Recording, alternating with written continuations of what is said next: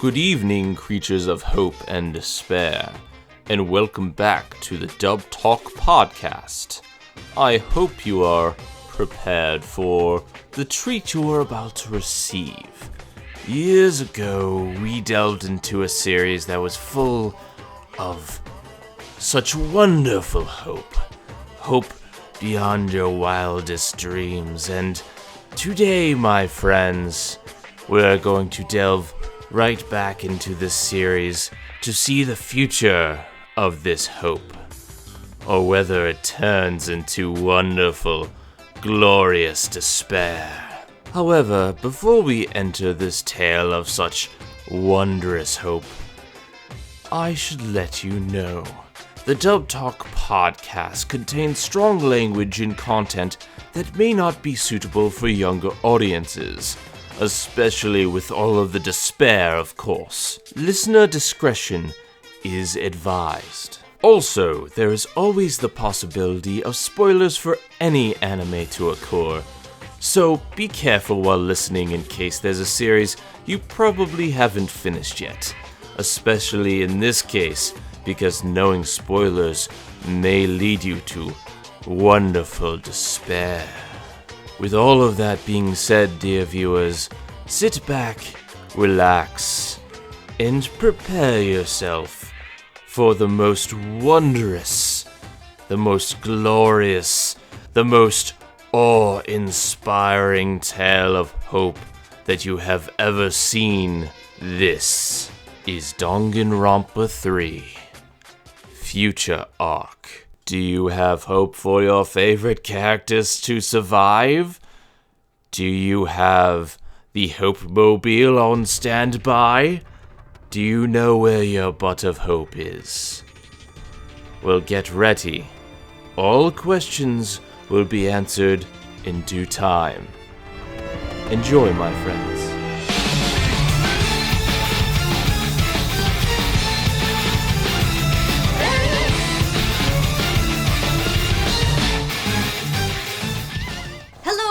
And welcome to Dub Talk, the podcast where a group of hopefuls gather together and discuss their thoughts on a recent English dub announcement or review the dub of a series recently released on home video. I'm Stephanie, and I'm joined today by Megan, Zenith, and Andrew. Jesus Christ, we've been locked underground for, God, it's April? Yep. How long have we been down there? We've been stuck in a spiral of despair. Year is it? We lost our memories of the last 2 years, and then we realized we had to finish this project that's been under wraps for months. I know, right? You see, after playing through Danganronpa and watching Danganronpa for that long, we all just realized that we needed a break. What is sunlight? Anyways, today, the four of us are finally reaching the finale of our despair-inducing madness as we tackle the final anime series based on this popular video game franchise. Today we're going to be discussing and reviewing the English dub of Danganronpa 3, The End of Hope's Peak Academy, Future Arc. So let's explain what happened now, shall we? Well, hold on. One Let second. Mom speak.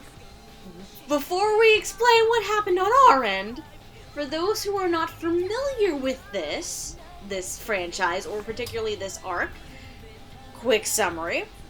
Makoto Naegi is under suspicion of treason after shielding a remnant of despair. The Future Foundation, founded to save the world from chaos caused by ultimate despair, gathers to decide his punishment when they are captured by Monokuma, thrusted into an ultimate death game. They must find the true traitor and kill him if they hope to survive. The tale of despair in which hope kills hope begins. Basically, this arc can be seen as kind of the finale for this Danganronpa, not this universe, because there is the Danganronpa 3 video game. The Makoto Naegi story, basically. Thank you. That's the correct phrasing for it. And the Future Arc in particular takes place after all of the games, as well as the Despair Arc, which we covered a long time ago, in a galaxy where I actually gave a fuck. Let's put it like this. that was episode 40-something.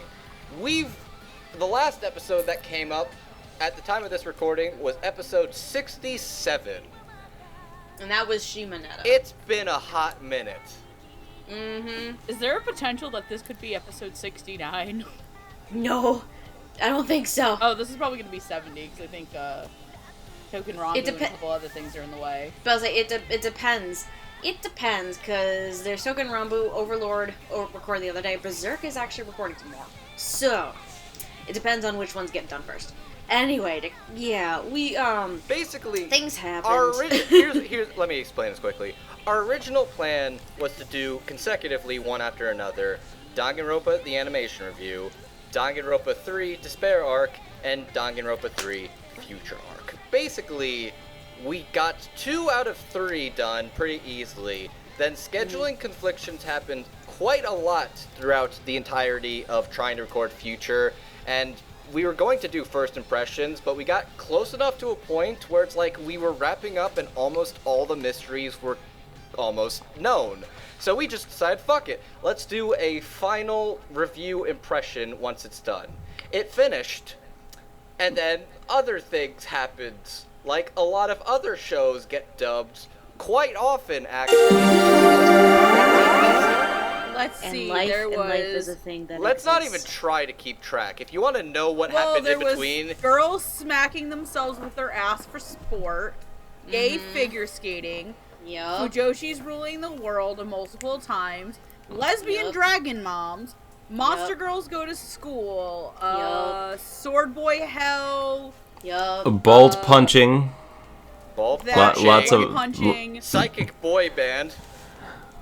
Yes. And that's I'm just pretty sure there was that one time where we all wanted to fuck our brothers. There was a hero and we an don't stick academy with of superheroes. That was before we got locked in the dungeon. Let's just say, let's not even try to recap.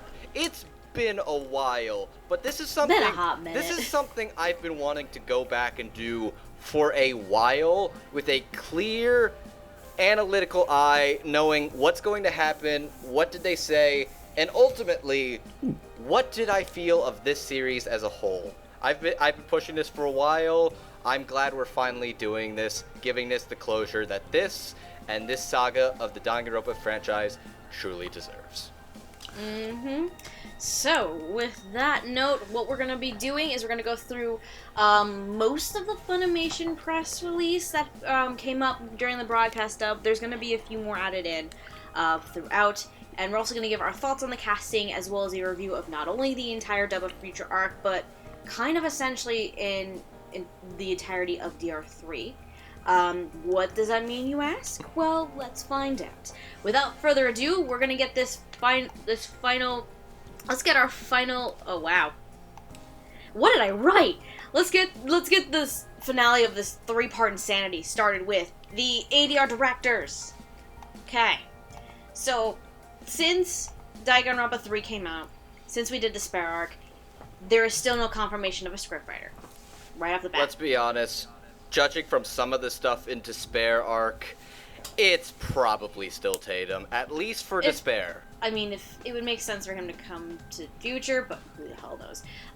So kind of the recap here for the directors. We have the same 2 directors for Despair Arc, those being Christopher Bevins and Christian Lamont. Christopher Bevins, of course, he also directed Danganronpa the animation. But a few other credits for him, it would be The Heroic Legend of Arslan, Gangsta, and Ping Pong the animation. And as for Christian Lamont, really, DR3 and Tales of Zestiria the X are his only directing credits. He has a few script credits here and there. He hasn't done much more directing as of late since DR3 and Tales of Zestiria. So, to kind of quickly go over it, I don't know if any of our thoughts had changed since Despair Arc, but how do we feel about the direction of the dub for Future Arc? Very good. Very good. There's a lot of interesting performances on display. Some are more surprising than others, because some got to play some pretty multifaceted characters that kind of broke some archetypes you wouldn't see, and honestly, I can't say any more until we get to those characters. As for the script, mostly was fine. There's a couple of weird things. here and there. there. There's a couple of isms in there. We said it was better. It's still better than Danganronpa the animation, but there's some moments. Kamakura, Yas, Queen, and the fact that the actual phrase... related. Hold on. Anything Junko related, though, that's going back to Despair. We're on Future right now, thank you. Alright, Future was fine. Future... Okay, yes. Direction and script writing were very exceptional, but I can't really go into further details until we get to the characters themselves. I feel like it was a lot stronger than the original Danganronpa the animation directing, but I think that's a little bit more towards what materials they're getting to compared to that. I was about to say, with DR3 in general, this show has a bit more freedom. They're not adapting an actual game out of this, so this show had a bit more freedom to really make a much more cohesive story, rather than, again, going back to the whole taking a 20-plus hour game and condensing it to a short series. So it has a bit more freedom, so that gives Bevins and Lamont more freedom to really give different kinds of performances. They're no longer adapting a murder PowerPoint. Exactly. But I think you can really show, and I think it shows a little bit more in Future than it even did in Despair. Yeah, because actually, even with Despair, you still have archetypes for the characters that is going to lead into what becomes Danganronpa 2, the game. So you still have all of these characters who already have preconceived notions to them. Most of them. About who they are. It's like, if they go too out of line, fans of the game are like, oh, that's no way that's how Pekka would act, or no way, that's not how Akane would act, or the one I hear the most, that's not how Chiaki Nanami would react. Yeah, like that, but again, they're different people than where they are in the game, and if you know the details of the game and stuff that goes into this anime, you can argue about that in another way, but besides the few characters that are recurring from the original Danganronpa anime, to which even those characters get more freedom because now you're doing it post-game. Where are they going from where they came from? And in that... It's essentially a lot of unknown territory. So yeah, you get all these characters that you can write and adapt the writing for them differently because now you don't have to cater to people who are like, you know, if you don't adapt this right, we're going to put your head on a pike and how dare you, oop, oop, oop, oop. I can agree with that. So I really appreciate that the writing and the directing was stronger on this. Are there still a couple of isms and maybe potentially weird character voice choices? Yeah, but I think out of all three of the dubs, I would say Future stands up the strongest. Huh. I kind of agree with that too a little bit, even though I do prefer the second game's cast. I honestly think that the performances and script overall, the direction, everything in Future is miles above the animation, and I think it's much better than even Despair, because Despair... There were definitely a lot better things about it than animation, but I always felt like there were one or two or even the three choices that I really didn't agree with, and that, you know, I kept hearing these voices and not liking it. But with the Future arc, I started watching it, and from the very beginning, for the most part, I got behind everyone, and I think they took the least amount of liberties with the way they were talking and the way they were acting.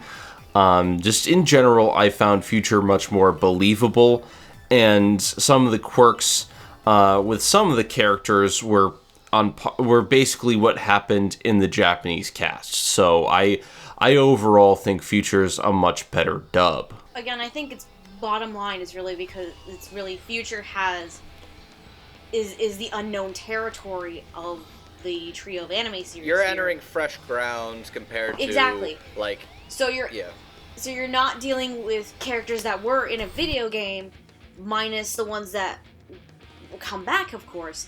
But again, it's fresh territory, new ground, so you get the chance to really kind of develop it a bit more.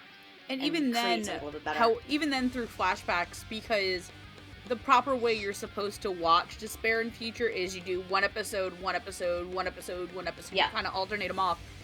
Even the stuff that's written for the future characters, when they're going back and affecting stuff in the Despair arc, or having flashbacks, even that stuff is considerably stronger, and I think performed a lot better. Even going against cast from the game, that returned. It's not saying that the direction of the original game was bad picking these people. It's just that I think the material and the adaptation for Future is just stronger, and it was a better show. And I think a lot of the stuff in Despair, like, the thing with Despair is that a lot of it is necessary and was interesting, but after a while you could kind of see where things were going to end up, and I think it could have used less episodes, whereas Future, when you take a look at it as a whole, every bit of it is necessary, and... Future is a fucking weird, wild ride. Yes. It does not stop. It is one thing that keeps you guessing from start to finish. And while the Despair arc novelty is still there, and it's nice seeing some of this events, you could have told the story with half of the episodes, where everything is necessary here. And honestly, I just enjoy watching these characters. It's had some very, very strong character types, and it has very strong ideas, very strong concepts of who these characters are. And I think the designs of these characters are pretty much on par with Danganronpa 2. So there was a lot of fun just watching this show in general and seeing where it went. Yeah, I would think so. In terms of whether Despair could tell the story in less episodes, I mean, there were maybe a couple filler pieces in, like, here and there sprinkled out. I think some of it was like... But I think some of it was detrimental to it. So I feel like we honestly shouldn't really be talking about Despair. We're talking about Future. I think Despair, the length of it was fine. I had no issue with it. Future, though, because we're talking about Future! God damn it! We can't look to the past. Future. We need to look forward. So wait, we're talking about DJ Future? No. Yes. Anyways, No. I think I can actually explain what I feel happened with Despair arc later on, but for now, I could say that the performances were very strong in both arcs, and that the script was pretty strong, too serviceable, too iffy. But even the worst, here's what I think, the worst of the Danganronpa 3 script is still better than the worst of DR the animation. Yeah, I mean, like, there are that. definitely some problems that we'll talk about, and there are definitely some problems script-wise, but, I mean, Danganronpa the animation opens up with some of the worst dialogue. Prime real estate, that line will never not make me cringe, and the fact that it opens up with it just, you know what you're in for.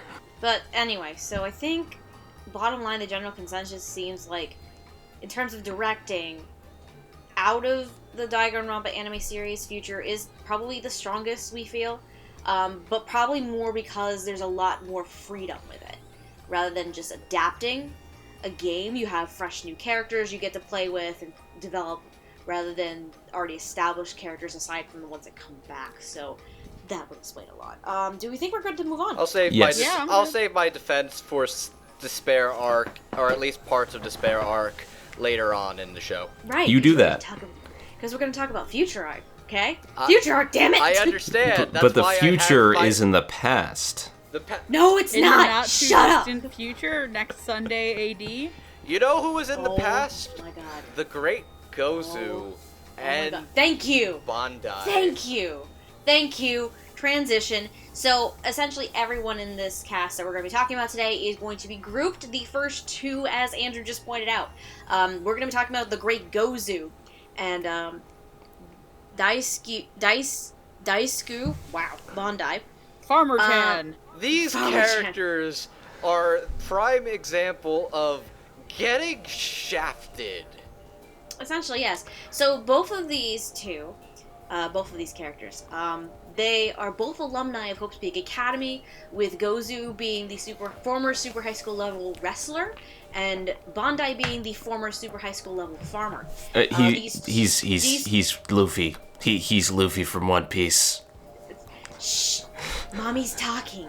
Yeah, and Gildarts is Magic Pirate Shanks. Moving on. Mommy is talking. Damn it. These two. Mom, Chan. Shh. It's okay. I'm behaving today. They're not. Her superpower is that she gently puts the pillow over your face and says, Mommy's talking. Mommy's talking. Anyway, these two are part of the Future Foundation board of directors, essentially. They each run their own branch office among Future Foundation. Lilac Dearest. I'm gonna kill everything right now.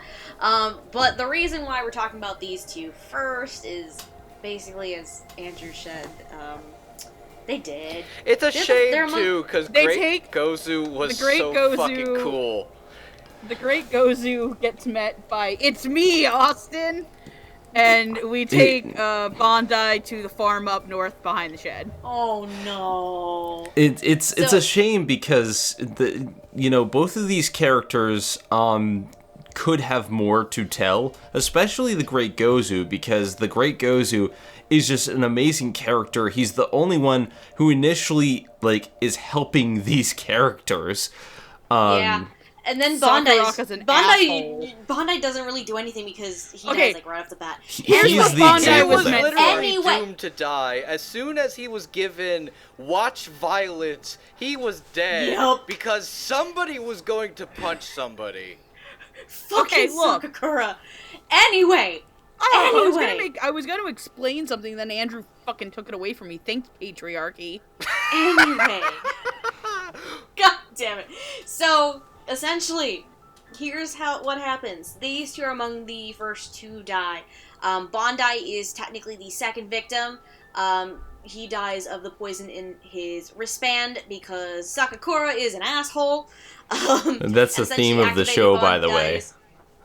Yes. Sakakura basically activated Bandai's forbidden action. Because in this game, there is an attacker that comes out at night. They're playing werewolf. Essentially, they're fucking playing werewolf. But one of the conditions is they're wearing this armband that has the timer that puts them to sleep and all this stuff. But they also have poison in them. And each character has a forbidden action. If they perform this forbidden action, they die. In Bandai's case, Juzo decides to punch Mitarai, and ta-da, he's not supposed to witness violence, so Bandai's dead. Gozu ends up being the second victim after the timer goes off, which, let's not talk about the details of the attacker and stuff like that until we get to certain characters later on down the line. We'll get there. So the two individuals who voice these characters for Bandai, we have Miss Tia Ballard, who has voiced characters in Kami-sama Kiss, Black Butler, Good Book of Circus, and The Disastrous Life of Psyche K. Meanwhile, and she's also Chopper. It's Chopper? No. Shut up, you're wrong. No. You're thinking wrong. You're wrong. You're thinking Brina Palencia. You're thinking Brina. Tia Ballard. Then why does it sound exactly like Chopper? Tia Ballard voices Happy. Oh. Yeah. They sound too similar. Tia Ballard similar. voices the blue cat in Fairy Tail. And the other annoying mascot thing. And as for the Great Gozu, Mommy's talking now. As for the Great Gozu, I love this one. Chris Rager as the Great Gozu. You've heard him in a variety of shows, including Assassination Classroom, Rage of Bahamut, and Tokyo ESP. Please, in a wonderful, orderly fashion, how do we feel about these performances? You forgot Mr. Satan. Go fuck yourself. He is Hercule. That is how I recognize his voice. I don't care. Anyways. I'm not a Dragon Ball Z person. Look. We're gonna draw a line in the sand. Andrew and Zenith on the one side about actually giving a fuck about Dragon Ball. Lilac and I are on the classier side where fuck that shit. He's other people besides Hercule, and he should be fucking recognized for it. I know, yes, exactly. and I was going to mention that. Again, in a nice, orderly fashion, how do we feel about these performances? Well, if Great Gozu didn't fucking go to the Great Gozu in the sky, we would have actually heard Chris Raker fucking do shit in this show. I know, right?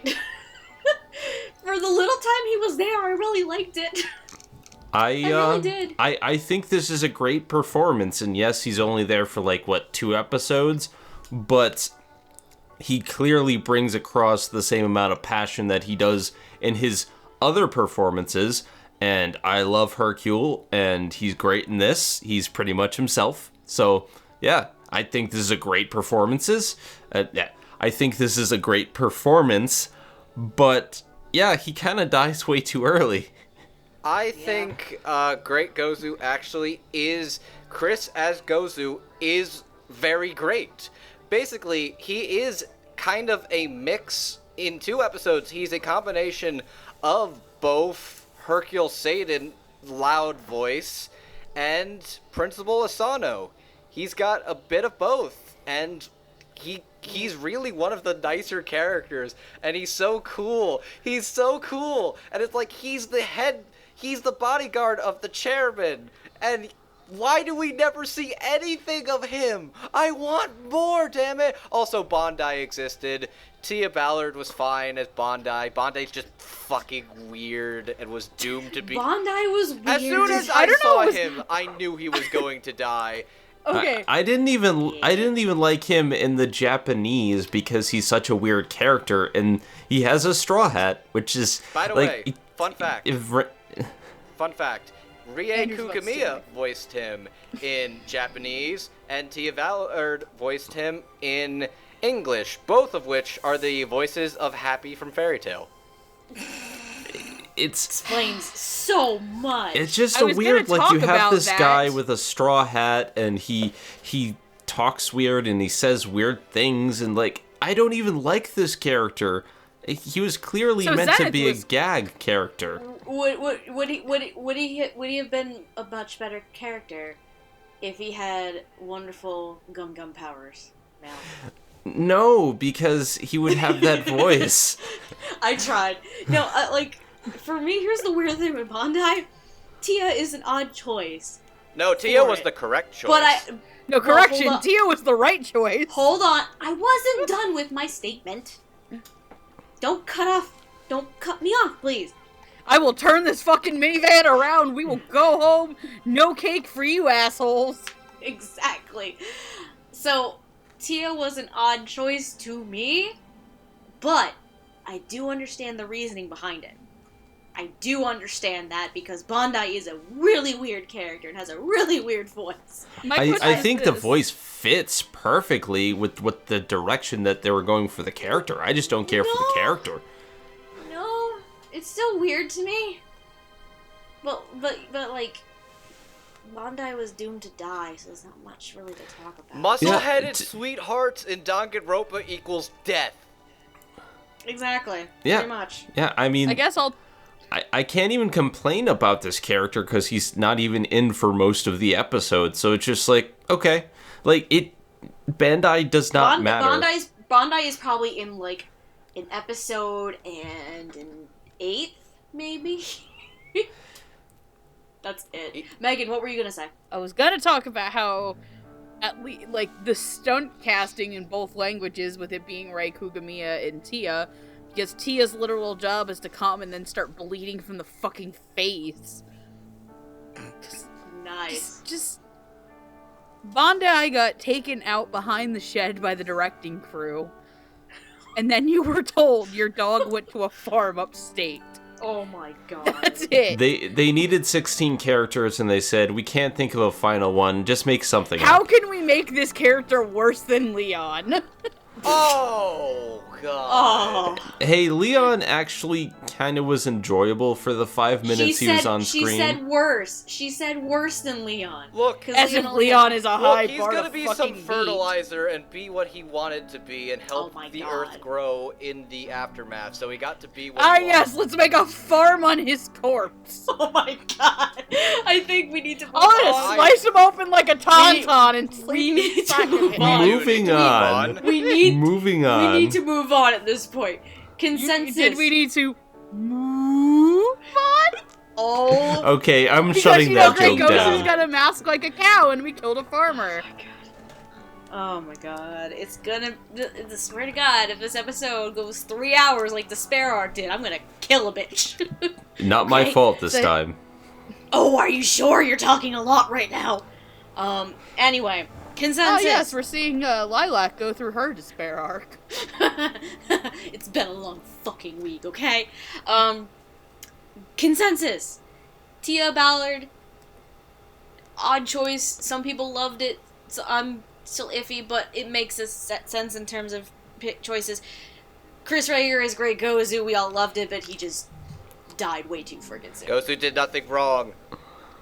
Gozu did nothing wrong. Other than, die. Yes. Yeah. So, moving on to the next group of characters, we have 3. There is a reason why we have these 3 together. They may not have too much screen time, but one is a callback to the original game. The other two, they're from an entirely different game. We're going to be talking about Toko Fukawa, whom, if you remember, in Danganronpa, the first game, is the super high school level ultimate writer, and she also has her other side Genocider show as well as the ultimate serial killer. But the 2 characters who are joining her, and this is the reason why Toko is not going to be with the other recurring characters. We have Komaru Naegi, who is Mokoto Naegi's little sister. And we also have Monika Toa. Now, the big reason why these 3 are together... I call this team plus Ultra Despair Girls. Exactly. Hey, Andrew, do you mean plus Ultra? Megan, Oh I will my kill God. you! I'm going to kill all of you in a second here. So, Fukawa Once and... every fucking second. So, Fukawa and Komaru... Shut the fuck up for like 5 minutes! Komaru and Fukawa are the 2 main heroines characters for Danganronpa Ultra Despair Girls, which is essentially a side story that kind of goes in between Danganronpa the animation and Future Arc. And Monika Toa, she's one of the villains for that game, and she comes in kind of as a minor adversary for Future Arc, but we're gonna have fun talking about her anyway.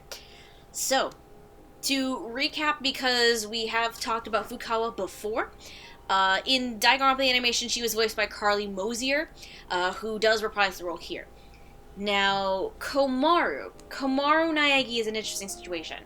So, Komaru Naegi, there was a small bit of Komaru in Danganronpa the animation, and again, Danganronpa the animation was in the works of recording all around the same time as the video game, or even maybe slightly before, slightly after, so the castings weren't really talked about. To be fair, Ultra Despair Girls did not exist at the time of recording for either of those. Correct. So fuck off, haters. Yep. So in the case of Komaru, Alexis Tipton reprises her tiny role from Danganronpa the animation for Danganronpa Future Arc. But we have a plus side here. So in terms of Monika Toa, what they did bring in Christina V, who did voice the character in Ultra Despair Girls.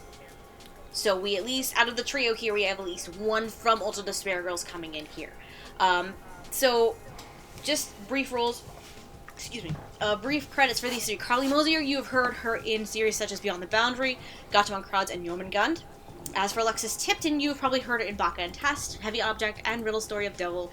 And as for Christina V, you have seen her in series such as Magi, Noah Zero, and Squid Girl. how do we...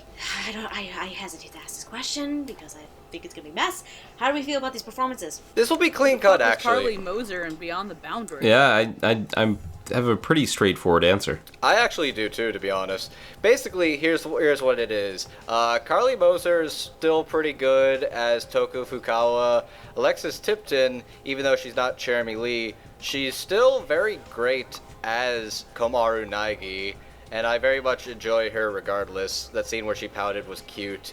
Christina V's fucking amazing as Monica, and I appreciate that. Like, I think I mentioned this in Despair, but since it's been a hot minute since we discussed Despair, I appreciate the actual effort Bevins and crew went to actually make these homages to the game cast. I very much appreciate that he went through the effort. They even got Erica Mendez to voice Nagisa as well for that cameo scene too, which I thought was really... They didn't have to do that, but that was neat. Monica's amazing, but I gotta say, that episode... in hindsight, kind of basically destroyed the entirety of Ultra Despair Girls. Kinda did. Side note, if I remember correctly, there was a slight cameo from Erica Lindbeck, too. She was the gym teacher. Remember the beginning of one of those episodes where Kizakura and this gym teacher are, like, trying to storm Hope's Peak? Was it her or Mendez? I don't remember. I think it's Mendez is Nagisa. No, I think Mendez was both. No, because Mendez it was Lindbeck. No, Mendez is also in episode... I think she was the gym teacher, too. of Despair, where she's the sub for the class. I feel like she was Lindbeck, but... It doesn't matter. There's a lot of Ericas. Whatever. That characters basically got killed by a trench turret. Let's continue. Megan, you had a question about Beyond the Boundary? Yeah, who the fuck is Carly Moser in that? Izumi Nase. Oh, is she the older sister? I think so, yes. Oh, just to answer your question. She's Betrayal sister, but you would only understand that joke if you watched Beyond the Boundary. No, I mean, I enjoyed it, but I'm somebody who hasn't actually played Ultimate Despair Girl. Honestly, you don't need to now. I've No, watched you most do, of a because playthrough of it, Ultra Despair Girls is my favorite game in the series, so... What? Yes. Uh-oh. Okay, look, no. you two can have a wank off after we record. Oh my god. Anyway, Wank, Megan. jag, finger, I don't fucking care. You all two can beat the shit out of each other later. Megan. Yes? Continue, please. Anyway, as somebody who's not as much attached to Jeremy as fucking sister, I'm sorry, I'm horrible with names. I'm really tired. Komaru. I liked it. I like Alexis Tipton a lot, and I think that she kind of got unfairly bashed by people who wanted to go after Funimation for the whole first game shit. For one, technically she's the original voice of the sister. Actually, technically she is. Technically she is, because Ultra Despair Girls wasn't even a fucking concept at that point. So y'all need to shut the fuck up. I'm sorry I keep saying fuck a lot, but... Swear jar! Who gives a fuck? Swear college fun. Is it fuck o'clock? Yes, fuck o'clock. Everybody get to fuck o'clock, get the fuck. Anyway. Everyone gets to fucking fuck o'clock. Oh my god. Anyway, as I was saying, I think it's fine. Christina V is absolutely adorable and terrifying. Mm-hmm. But the best part is obviously when she even gets disgusted at Komaida and launches herself to the love ship. Okay. I want to talk about that briefly in a bit. Can I go? Zenith, please, yes. Okay. So yeah, as someone who has extensively played the games, like, I've played Ultra Despair Girl twice. I mean, in terms of Toko, I think she does a good job. Not quite as good as the game, but good enough. Same thing with Naegi's sister. I mean, she does a fantastic job in Ultra Despair Girls, but you did mention that she had been voiced by a different character before. I think, I think she does an alright job here. I'm not going to say it's bad, but it's okay. But Christina V as Monica is amazing. And I do disagree with the whole Ultra Despair Girls episode ruin the game, because if you pay attention, a lot of the things that they do in this episode are a direct reference to Ultra Despair Girls. Basically, it's a continuation of... I think essentially what Andrew kind of meant more was that how that ended seemed like, I don't know if it was maybe like abrupt, but that might have like dampened. It was such a middle figure. Like if you, I just. Yeah, that's what he meant. Yeah. Like she was. She went up to space. Okay. Look, I like. Obviously, to review cheesy movies. I like the red herring of Monica not being the main villain. I thought that was fine and dandy. I thought that was neat. But I'll say this. One, the fact that she just kind of gave up and was just like, fuck it, I don't care anymore, was kind of bullshit. Yeah. Even though it was hilarious that fucking Nagito did something amazing for once, and it's like, this guy's a fucking freak. I don't want to be like him. I thought that was still funny. But on the other hand, the fact that Miyaya Gekogahara has the most interesting setup of all of the Future Foundation members, and they do nothing in both arcs, fucking pisses me off. Okay, yeah, I'll agree with that, because I want to know her fucking story, and she is the developer I agree with of that. the Neo World program! You do nothing with that?! Slight context for people who haven't seen the show. Gekogahara, she is a member of Future Foundation. However, during the Future arc, Zoom. She in the Future arc, she's described basically as this quiet, shy girl who only talks through her avatar, whom we're gonna get to in a little while, actually. But in reality, she was actually murdered by Monica has been replaced with a robot to spy on the things going on during the Future Foundation escapades. Hey guys, you know what would be nice? What? Mm-hmm. A host who doesn't get interrupted. Andrew. I'm being good today. I just got yelled at by my actual mom.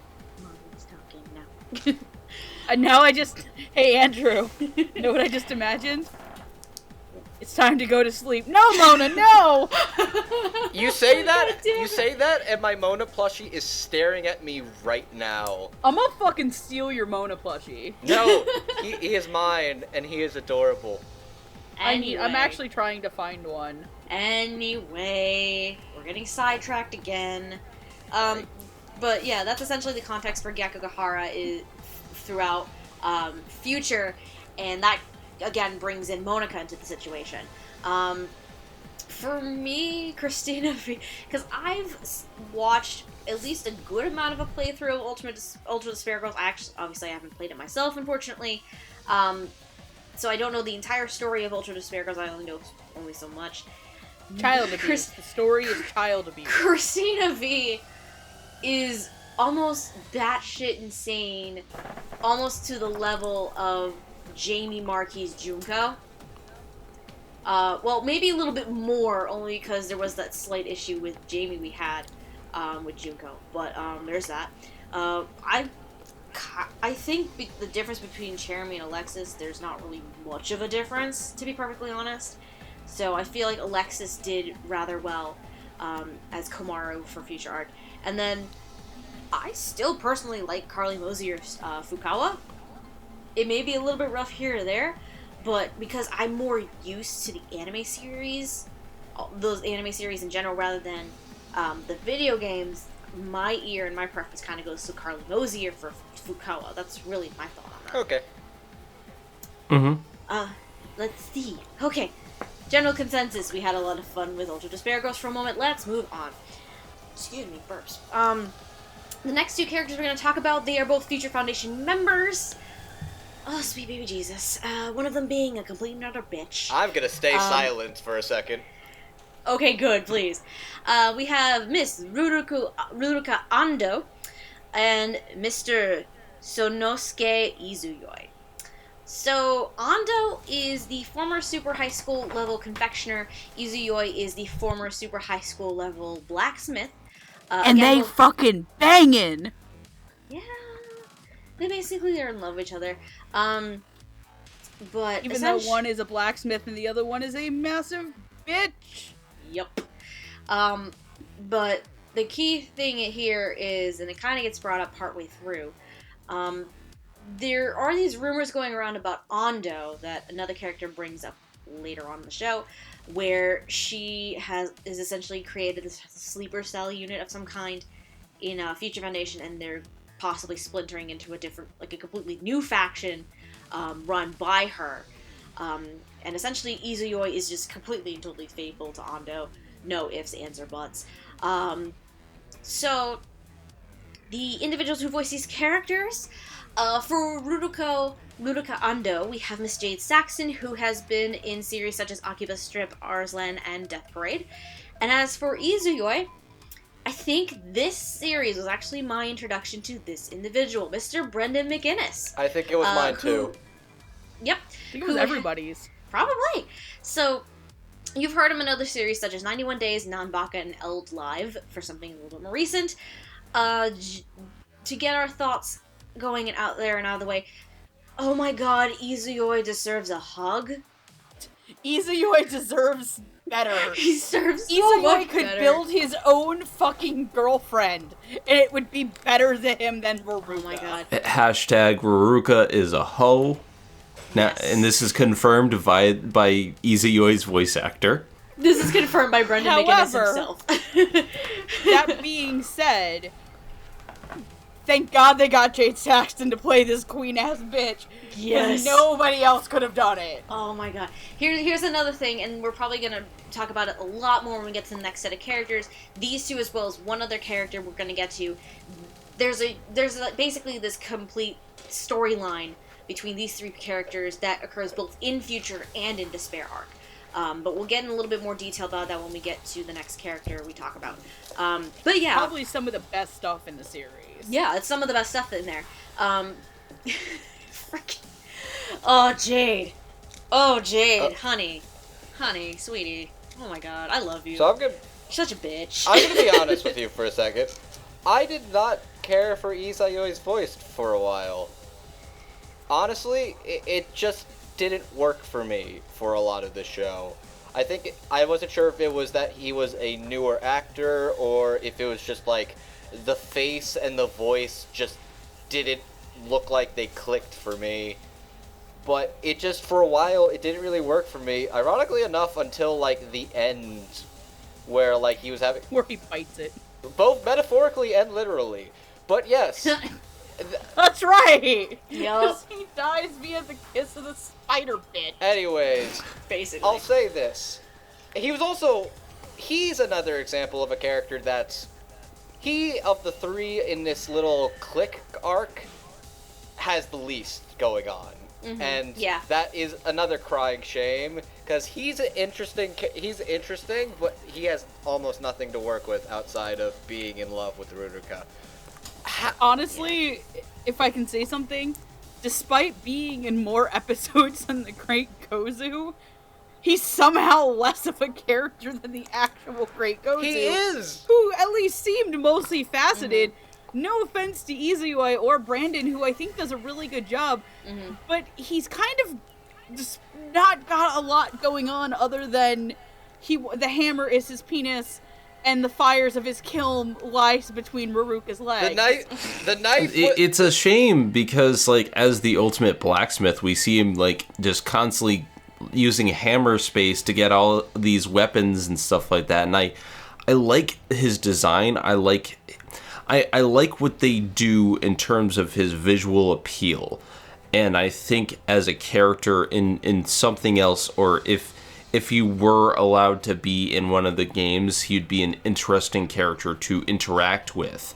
But here it's just, I like you, Ruruka. I know you's a hoe, but it's okay. It's okay to be the hoe. My opinion... I mean, he does kind of find the secret exit room, but then he dies, like, right after. Which isn't an exit room. That knife was much duller than it appeared to be. Let's put it like that. Let's put a little bit of context into here, because we actually haven't talked about victims in a while. So Izuyoi, he is what, the fourth or fifth victim? I think he was sixth, actually, or fifth or sixth, because it was Chisa, Gozu, It was Chisa, Bandai, Gozu. Chisa, Bandai, Gozu. Tengan? No, I think it was Tengan, Seiko, oh, you're right, 6. 6, yeah. So, in Izuyo's case, he's not killed by the actual attacker. Ruruka actually murders Forbidden him. action. Because somebody has insecurity. Okay. Yes. I want to talk about that for a second. Can I just finish the context? My real quick, apologies. Okay, continue. Okay, so essentially, as we brought up before, Izuyoi finds a quote-unquote secret entrance so they can escape, which Ruruka's forbidden action is letting some other player leave the playing field. So out of fear, she kills Izuyoi through his forbidden action, which is putting food in his mouth. Which, kissed by the spider bitch, of course the ultimate confectioner, gives him a kiss, puts food in his mouth, and he's done. Andrew, yes, please. Okay, I'll say this. I think that Izuyoi is a very hollow piece of metal. But Ruruka, she a hoe, she a bitch, but she's fucking fascinating to me. Because honestly, she starts out as this, like, sort of, oh, you see her as like, oh, she's so moe, she's so cute, oh, I love you. But then she's kind of one of, like, the bitchiest, most sinister characters from behind, which is great, because I love that kind of heel turn in this series.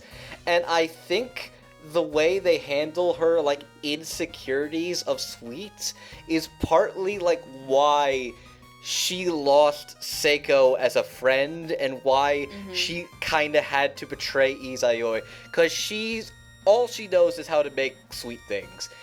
She kind of became, like, that's all she knows. And she's afraid she'd be nothing without it. She thinks she has power because she's cute and she has a man that'll stand by her side. But without that, she is nothing. And she sees, like, friendship and camaraderie as people will eat her stuff. She could never fully open herself up to Seiko because she would never eat her food because of, like, a health hazard of hers. And the reason she betrayed him is because she was so afraid of the one thing she ever held on to that stuck with her would leave her. And I think that's fascinating and interesting. And honestly, I kind of wanted her or Seiko to survive just so that character arc of, like, sacrifice could manifest, but that didn't last, and she got one of the most brutal deaths. I will say, though, she got a fucking brutal death. Holy shit. Also, I'll say this. Jade Saxon gets typecast as a lot of, like, the whole tsundere characters.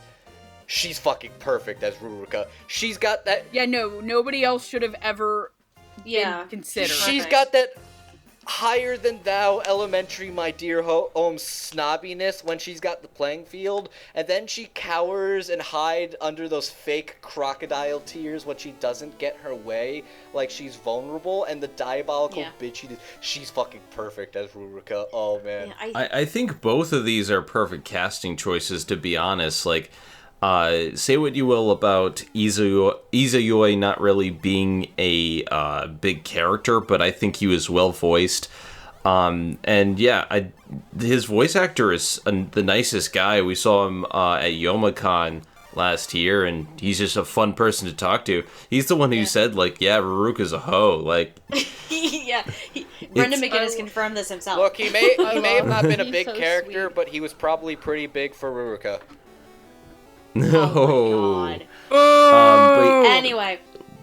But that's my consensus. Both of them are great. I couldn't see anybody else in those roles. So yeah, I think for me, Brendan took a minute, probably because A, at the time I'd never heard of this person before, but B, going back to it now more recently and after hearing much more from Brendan before, I can kind of agree with Andrew a little bit. It was a little bit rough to start with. But up until where he receives the kiss of the spider bitch, I think it improved. I think he's definitely... Thank you. I think it improved. He's come a long way as an actor, because I actually really liked him in 91 Days and Nanbaka. He's phenomenal. He's phenomenal in 91 Days. I loved it. This was definitely an early role, and I feel like it was... Whether it was him getting the ropes of voice acting or if he just didn't have a lot to work with this character, those kind of held the performance down for me. On the other hand, his fucking hoe of a bae is fucking perfect. Yeah, I think Ando is the 8th victim. Oh, don't even try counting the numbers. She's just too late. Yeah, she's the 8th. She's the 8th victim. She's the 8th victim. There's so much good to her Jade's performance as this character, and like honestly, if one of them would have gotten to live, whether it be Kimura, her, or Izuyoi, I would have liked to see it go against kind of what the end of the series ends up being, because a lot of the end of this series deals with those things of camaraderie, and because Ruruka is basically afraid of with as many sex jokes as we've been making about this character, I can't believe the phrase I'm about to say. Uh-oh. She's got this insecurity and fear of intimacy herself that it's really, really great to see composed against what a lot of the first game cast was kind of doing to her. And I like how you see the evolution of the franchise kind of culminate with a character like Ruruka and her actions, and I think Jade got to really sink her teeth. God damn it. I'm proud of you. Performance. Oh my god.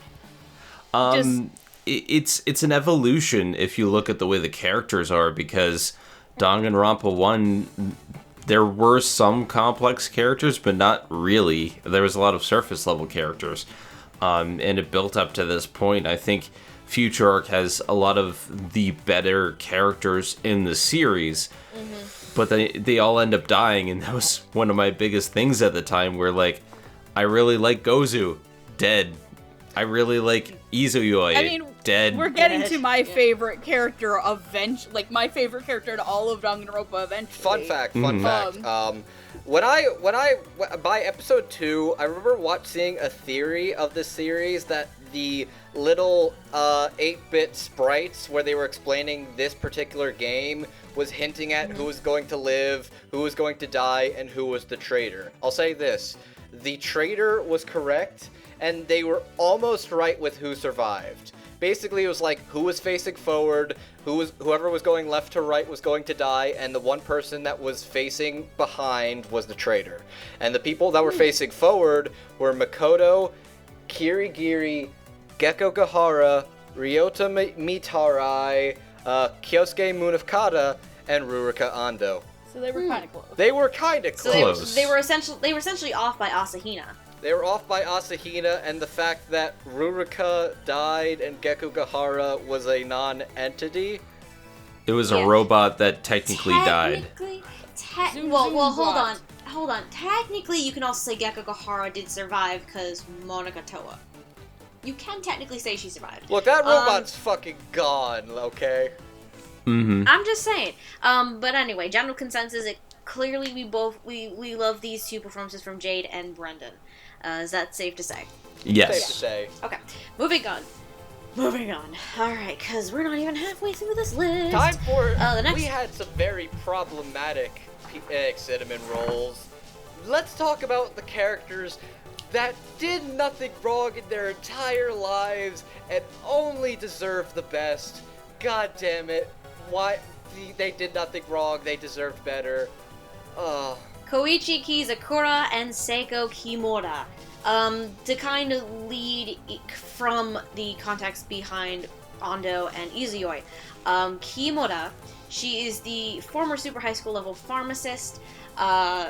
To go much more into detail, she and Ando, they were friends when they were little kids, but eventually they kind of grew distant, with Kimura being used rather frequently by Ando, to a point where while the three of them at Hope's Peak Academy during an incident which we see in the Despair arc, the three of them get expelled. And essentially from there, Kimura and Ando have kind of been at odds ever since. Kizakura, he used to be the scout for Hope's Peak Academy, so he's the one who would always scout out these individual great talents. He was the scout and the technical teacher of the 77th class, but he was too busy scouting, so Chisa Yuki's too busy scouting and too busy being drunk part of the time.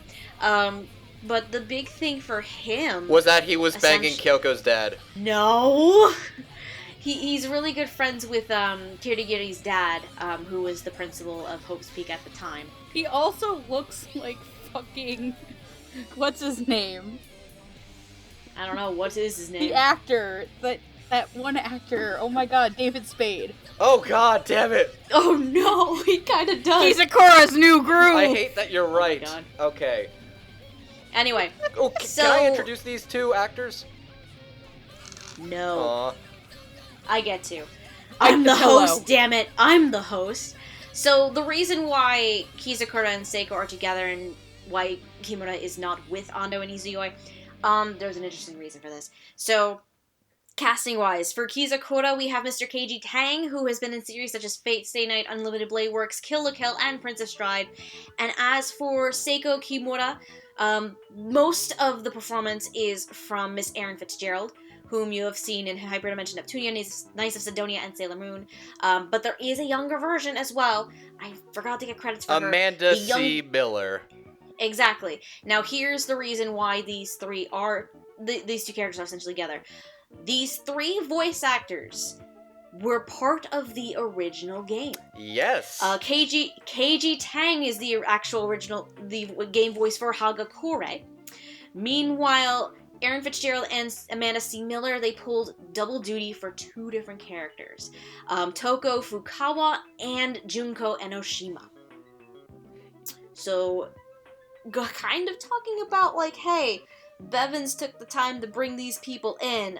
Sup, guys? I appreciate that they did that, and it's like, we have some new characters. Would you guys that we kind of shafted from the original thing want to be these new characters? And these were probably the ones that were the most willing and really excited to return to the franchise, and I'm glad they did, because they're great. They're phenomenal. They did phenomenal performances. Going into thoughts on those performances, because in terms of Kimura, we're probably going to mostly be referring to Erin Fitzgerald's performance. Erin Fitzgerald's performance, what did I write down? Fucking amazing! Yeah, I think her performance is one of my favorites from the dub. And the best part is, it's two performances for two different arcs, and they're completely different sounding, but they're the same person. It's like, you have, like, gruff, I've seen some shit, Hulkamania motherfucking, like, take the pills, basically steam it out, fuck some shit up, and then you have dainty little Moe has never done anything wrong in their world. I want to hug this precious child and tell her everything's going to be Daijobu.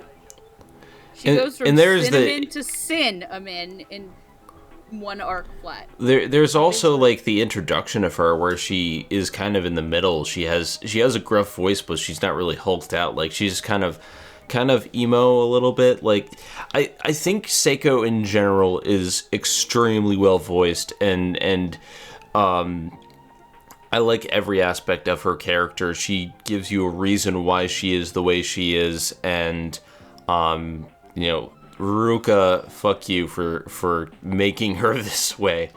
Hurting this precious child. I kind of feel like, personality-wise, Seiko definitely is more of the quiet, introvert, loner kind of character.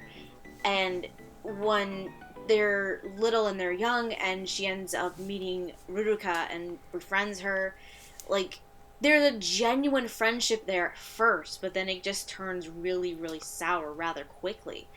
And again, to the point where they get expelled because of this misunderstanding. Thank you, Nagito. But Erin Fitzgerald... yeah, thanks, Komida. But yeah, Erin Fitzgerald, I think, is a phenomenal performance. Definitely one of my favorites. And between her, Jade, and Brendan, they have a really good balance with each other for that entire storyline that they have. They're some of the more developed characters in the show compared to some of the others that are kind of left on a living room floor to dry out in the shade.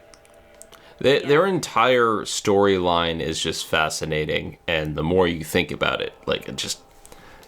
Anyway, moving on to KG. I haven't gotten to say anything. I'm sorry, we're taking forever here.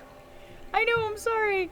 I just want to say, because I'm the one who put Aaron Fitzgerald as my W pick for Best Pick Kind of Drama last year. Yes, true, fair. Because I love the shit out of it, from being, oh, okay, just make sure you pick the right label, like, type of voice, to how raw and angry she is at this friend of hers. But for me, I think the moment that really secured it for me, in the performance, is when she's laying under the monitor. Oh, right, yeah. Right before she dies, and she pulls out the candy that Ruruka gave her all that time ago. Oh, right, yeah, that did it. Yeah. And she's like, kind of like, even though Ruruka doesn't see it, because obviously, as a viewer, you have privileges that characters don't, you see that she does still, no matter what Ruruka does, still does treasure their friendship with each other. Mm-hmm. And that she didn't eat it, not because she didn't want to, but because it would literally have killed her. Thanks for the understanding, Ruruka. Yeah, I know, right? Insecurity's a bitch. Anyways. Bitch.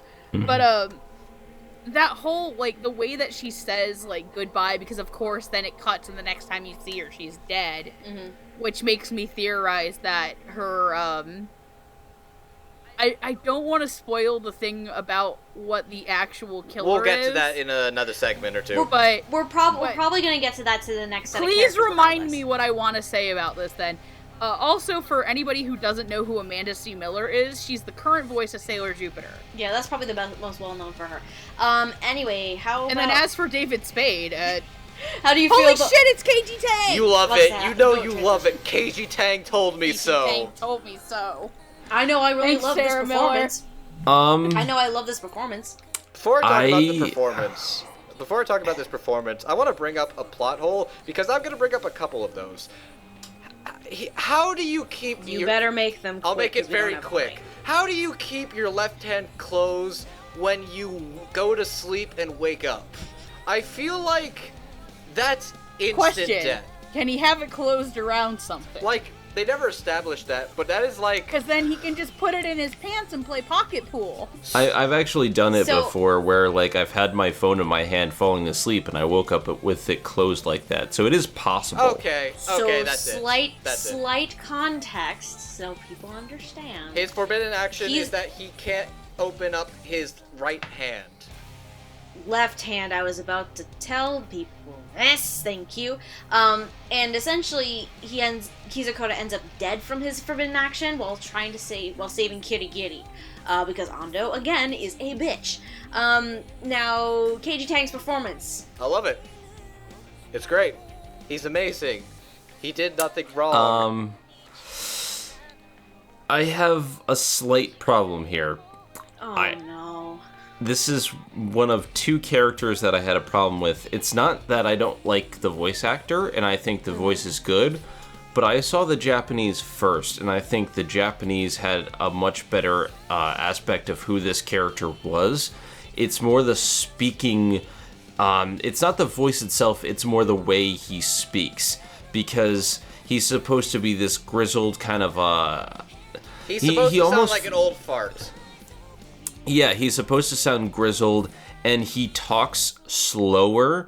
He's supposed to be like, oi, oi, like, he reminds me a lot of Kizaru from One Piece, and his speaking mannerisms are important, and they didn't get that across in the dub. Okay, that's fair.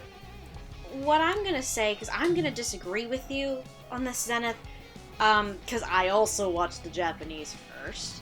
I'm pretty sure all of us did. Megan, who was the voice of the guy in Japanese? I want to say Junichi Suwabe, but I don't think it is. Sorry for... Wrong! Don't you dare come into my house with that name and fuck it up. I will look it up.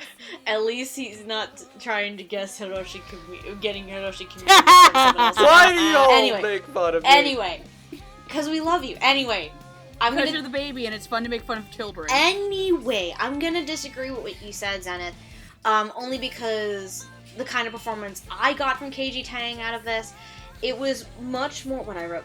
I think it's brilliant. It's kind of a bit more nonchalant, more relaxed, and yet rather protective. Because remember, he's kind of a drunk, a little bit.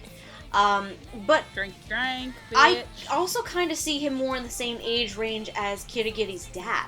So not on the age scale leaning a bit more towards Tengan, but I would say maybe more middle-aged, if anything, so not too grizzled. Mid-40s, 50s. But yeah, exactly. as a drunk, would that not A, slur your speech more, make it more drawn out, and B, wouldn't that change your vocal cords after a while? Not necessarily. Not necessarily. Do I have the person? Who is it? Who it is? Who is it? It is Keiji Fujiwara, who is known for doing voices. I'm trying to come back into the more recently. If you've watched the Japanese version of Psychopaths, he is Sakuya Togane. He is Tatsumi in Death Parade. Okay. He is Kasagi? I just realized he's been voiced by Keiji in 2 languages.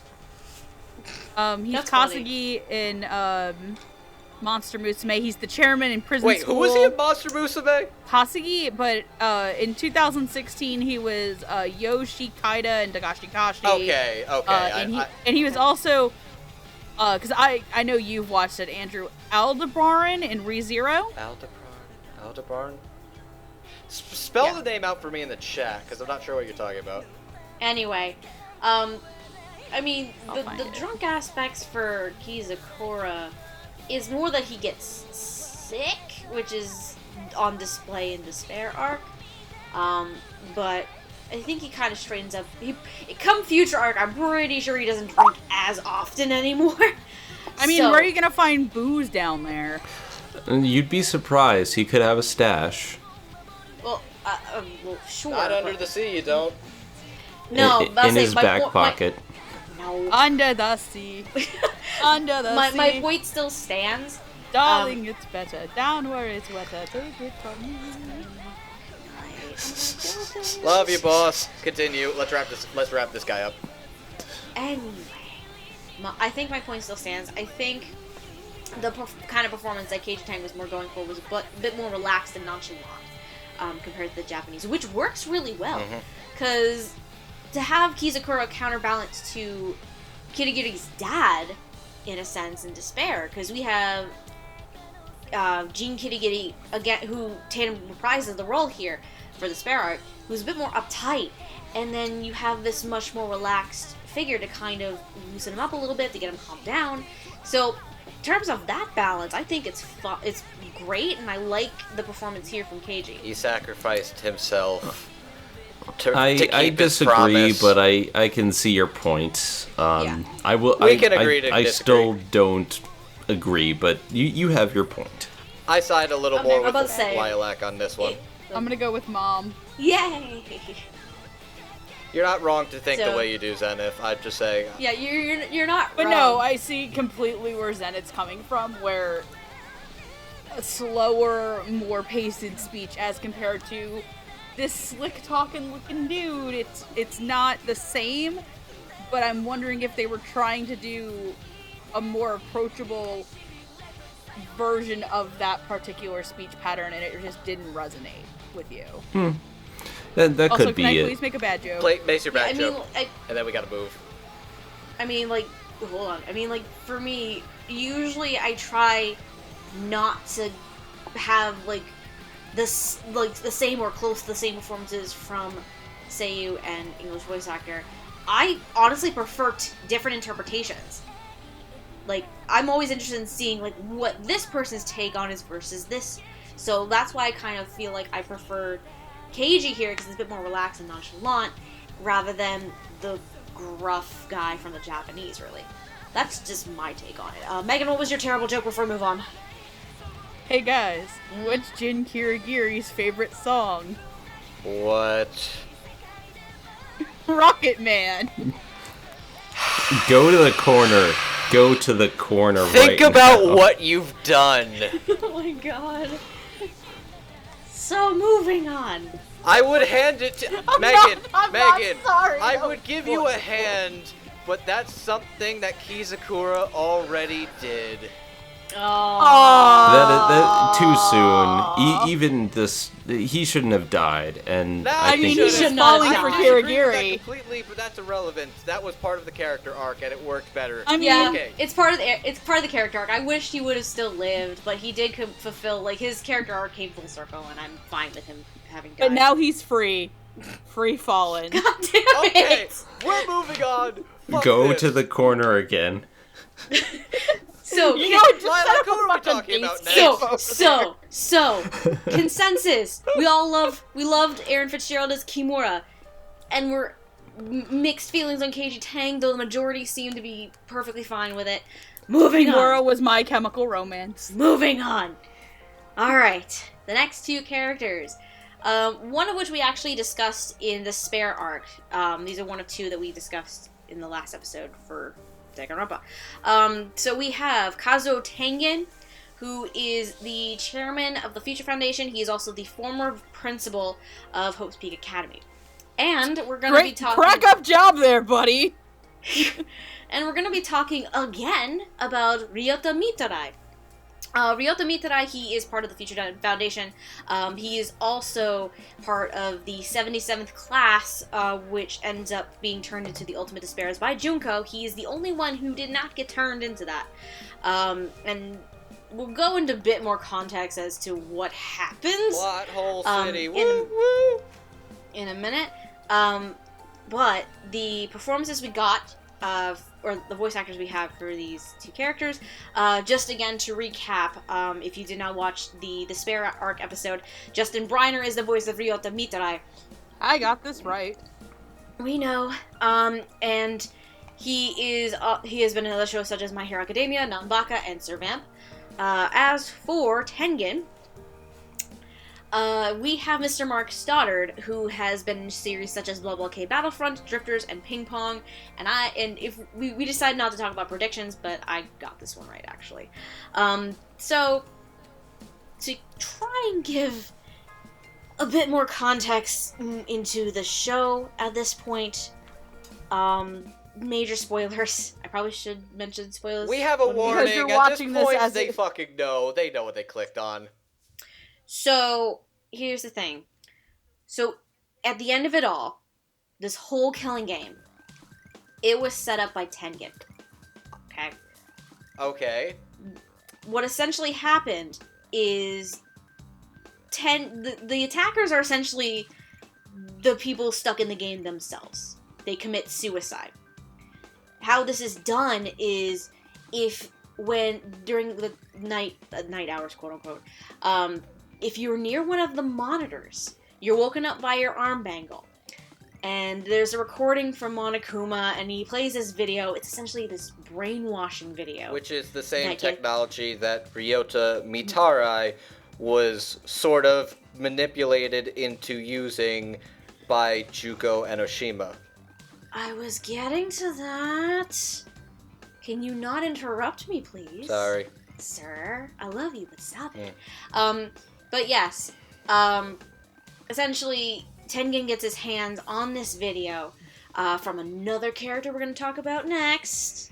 I'm not going to say who it is for obvious reasons, because spoilers again. But essentially, Tengen sets up this mutual killing game where the attackers are basically themselves. And the whole reason is to push Mitarai to the point where Mitarai created this video of hope, as it's called. So he could broadcast that and basically brainwash everyone into believing in hope and feeling hopeful. So it's this big thing at the end of Future Arc that they go through. Don't do it, Mitarai! Don't do it, Mitarai! So, performance-wise, now that we got context out of the way, because I know Can I go first before you take the dog's muzzle off? I know, right? Because now that we have context-wise, because we initially talked about Justin Bryan's performance before, obviously, seeing the entire story, so this is going to be a little bit different to talk about now that we know what's going on. Megan, can you please start? Okay, so now we've gone from the guy playing another guy playing another guy, on the dude playing another dude. Just insert Robert Downey Jr. meme here. Oh my god. But, no, Justin Briner, if for some god-awful reason, you think that all anime dubs are bad, and that there are no good talent left in the world, I hope to grab a copy of this, Seraph of the End, and My Hero Academia, and beat you into a bloody goddamn pulp. Yeah. Because Justin does a fantastic job as Mitarai. He goes through a lot of shit and guilt and horribleness, and just his delivery in that last episode against, and just when he's talking to Johnny Bosch. How he felt like he deserved to be alone. To alone, and like, you genuinely feel horrible for this fucking kid. Yeah. Like, Mitarai, fuck, like, Seiko deserves a hug, or Izuyo deserves a hug. Somebody give Mitarai, like, a warm blanket and some hot damn cocoa. This boy's been through enough. Oh my god.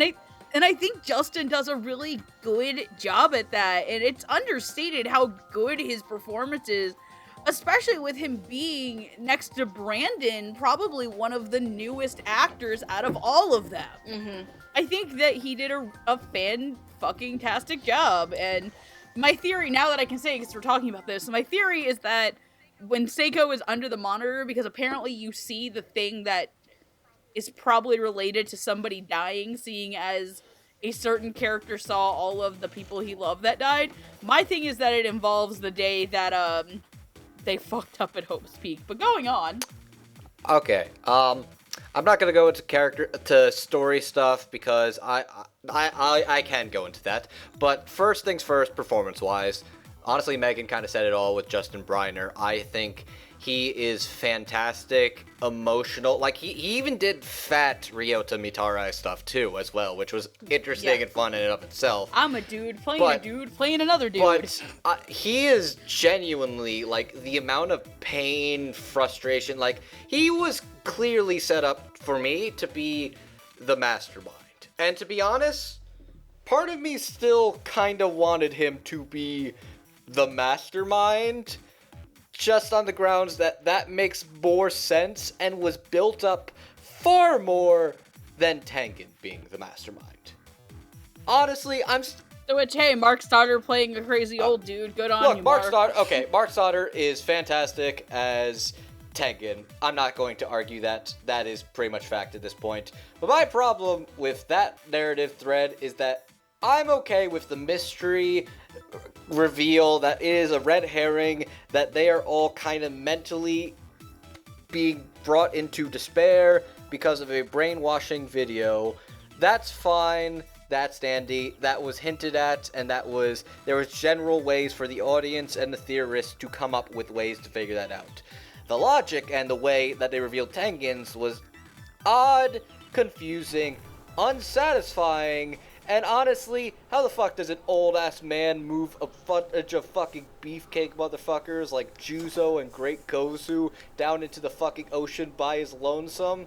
Obviously with a cart. My biggest problem with it is that there was no hint ever that Tengen could have been...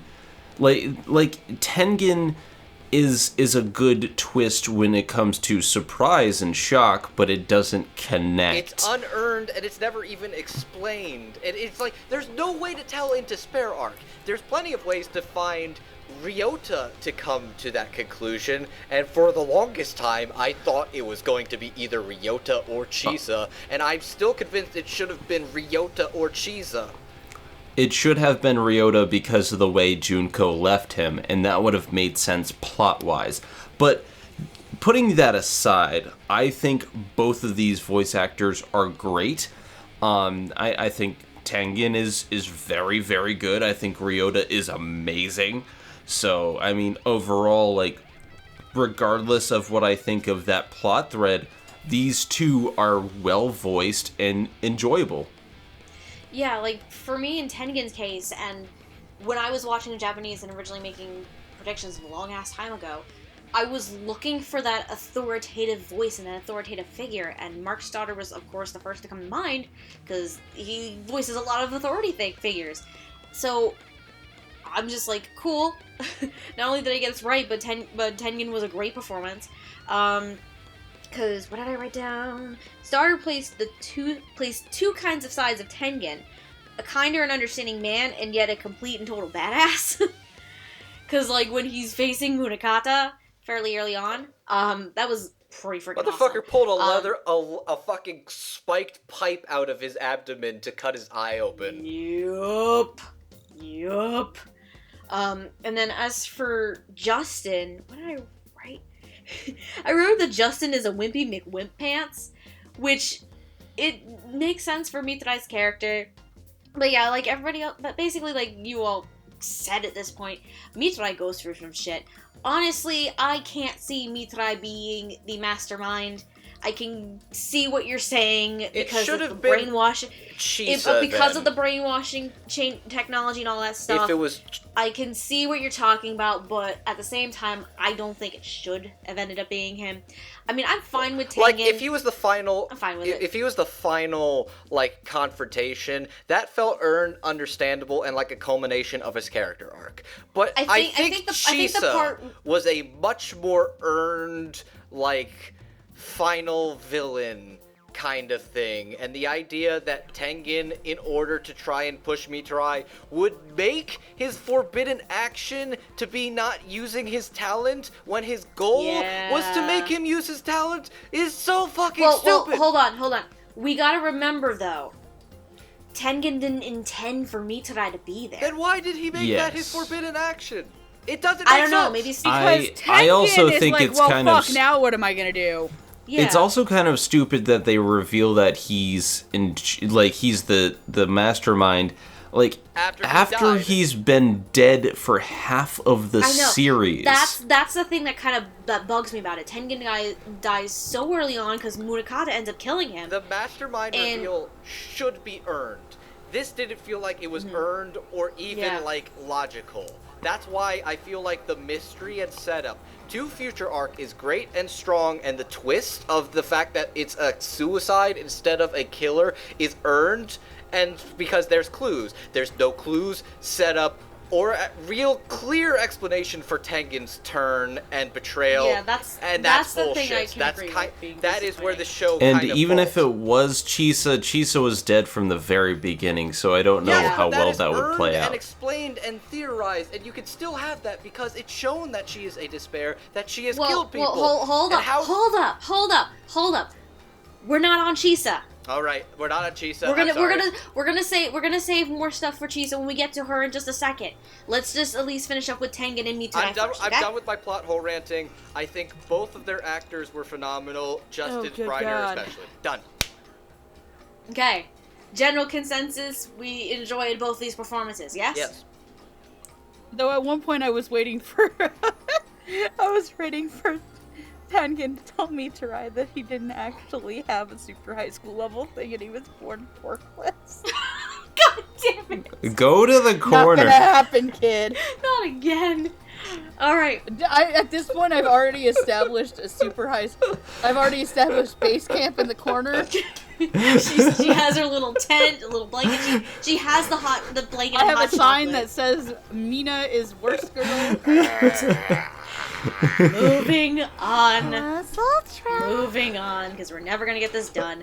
The next set of characters, we're going to be talking about 3 characters, one of which we were already talking about before. So, the 3 characters we have, all 3 of these are Future Foundation members. All 3 of these characters are friends and alumni from Host Peak Academy. And all 3 of these characters are rather prominent also in the Despair arc because they are undercover and infiltrating Host Peak Academy. They are the biggest of the new cast, without question. Yes. Mm-hmm. Yes. So, we have one we already talked about before. In Despair arc, we have Chisa Yukizome. The 2 new characters that we saved for Future arc because they have a bigger role in Future arc compared to Despair. We have Kyosuke Munakata and Juzo Sakakura. Munakata is the vice chairman of Future Foundation, so he's under Tengen. And Sakakura, he is a chair for one of... Oh, God. He's a branch chairman. There. Well, I was thinking of the word. I'm like, I blanked. And he is a high school The boxer. branch manager. Yes. We have Munakata's the former super high school level student council president. Sakakura, the former super high school level boxer, and a recap for Chisa, she is the former super high school level housekeeper. The three people we have for these performances, again as a reminder, if you did not watch Despair Arc, Chisa Yukizome is voiced by Miss Colleen Clunkybeard, who has been in shows such as My Hero Academia, Fullmetal Alchemist, and Romeo x Juliet. We have Sakakura. I'm gonna go backwards a little bit. Sakakura is voiced by Mr. Ian Sinclair, which both Megan and I got right. Yep, thanks, Junichi Suwabe. Thank you. Ian has also been in series such as Space Dandy, Bakuno, and Noragami. And as for Kyosuke Munakata, we have Mr. Rico Fajardo, who has been in series such as Grimgar, Assassination Classroom, and Nanbaka. Do I get to do the noise? 'Cause I haven't done I'm it in a taking the while. headphones off. Oh god. Oh god. Well, Zenith, you might want to back up. oh god. I'm ready. I'm ready. I know. Are you sure? Is that everybody ready for it? Yep. No, but go ahead. Are you? God damn it. Daryun. I thought. Okay, do you guys really want one? Yes. No, I thought you were gonna go happy Hold on a fucking. second. I thought you were gonna go happy Guys, fucking New Year. Hit the deck! No! Oh no! Here we I'm go. gonna do it without laughing.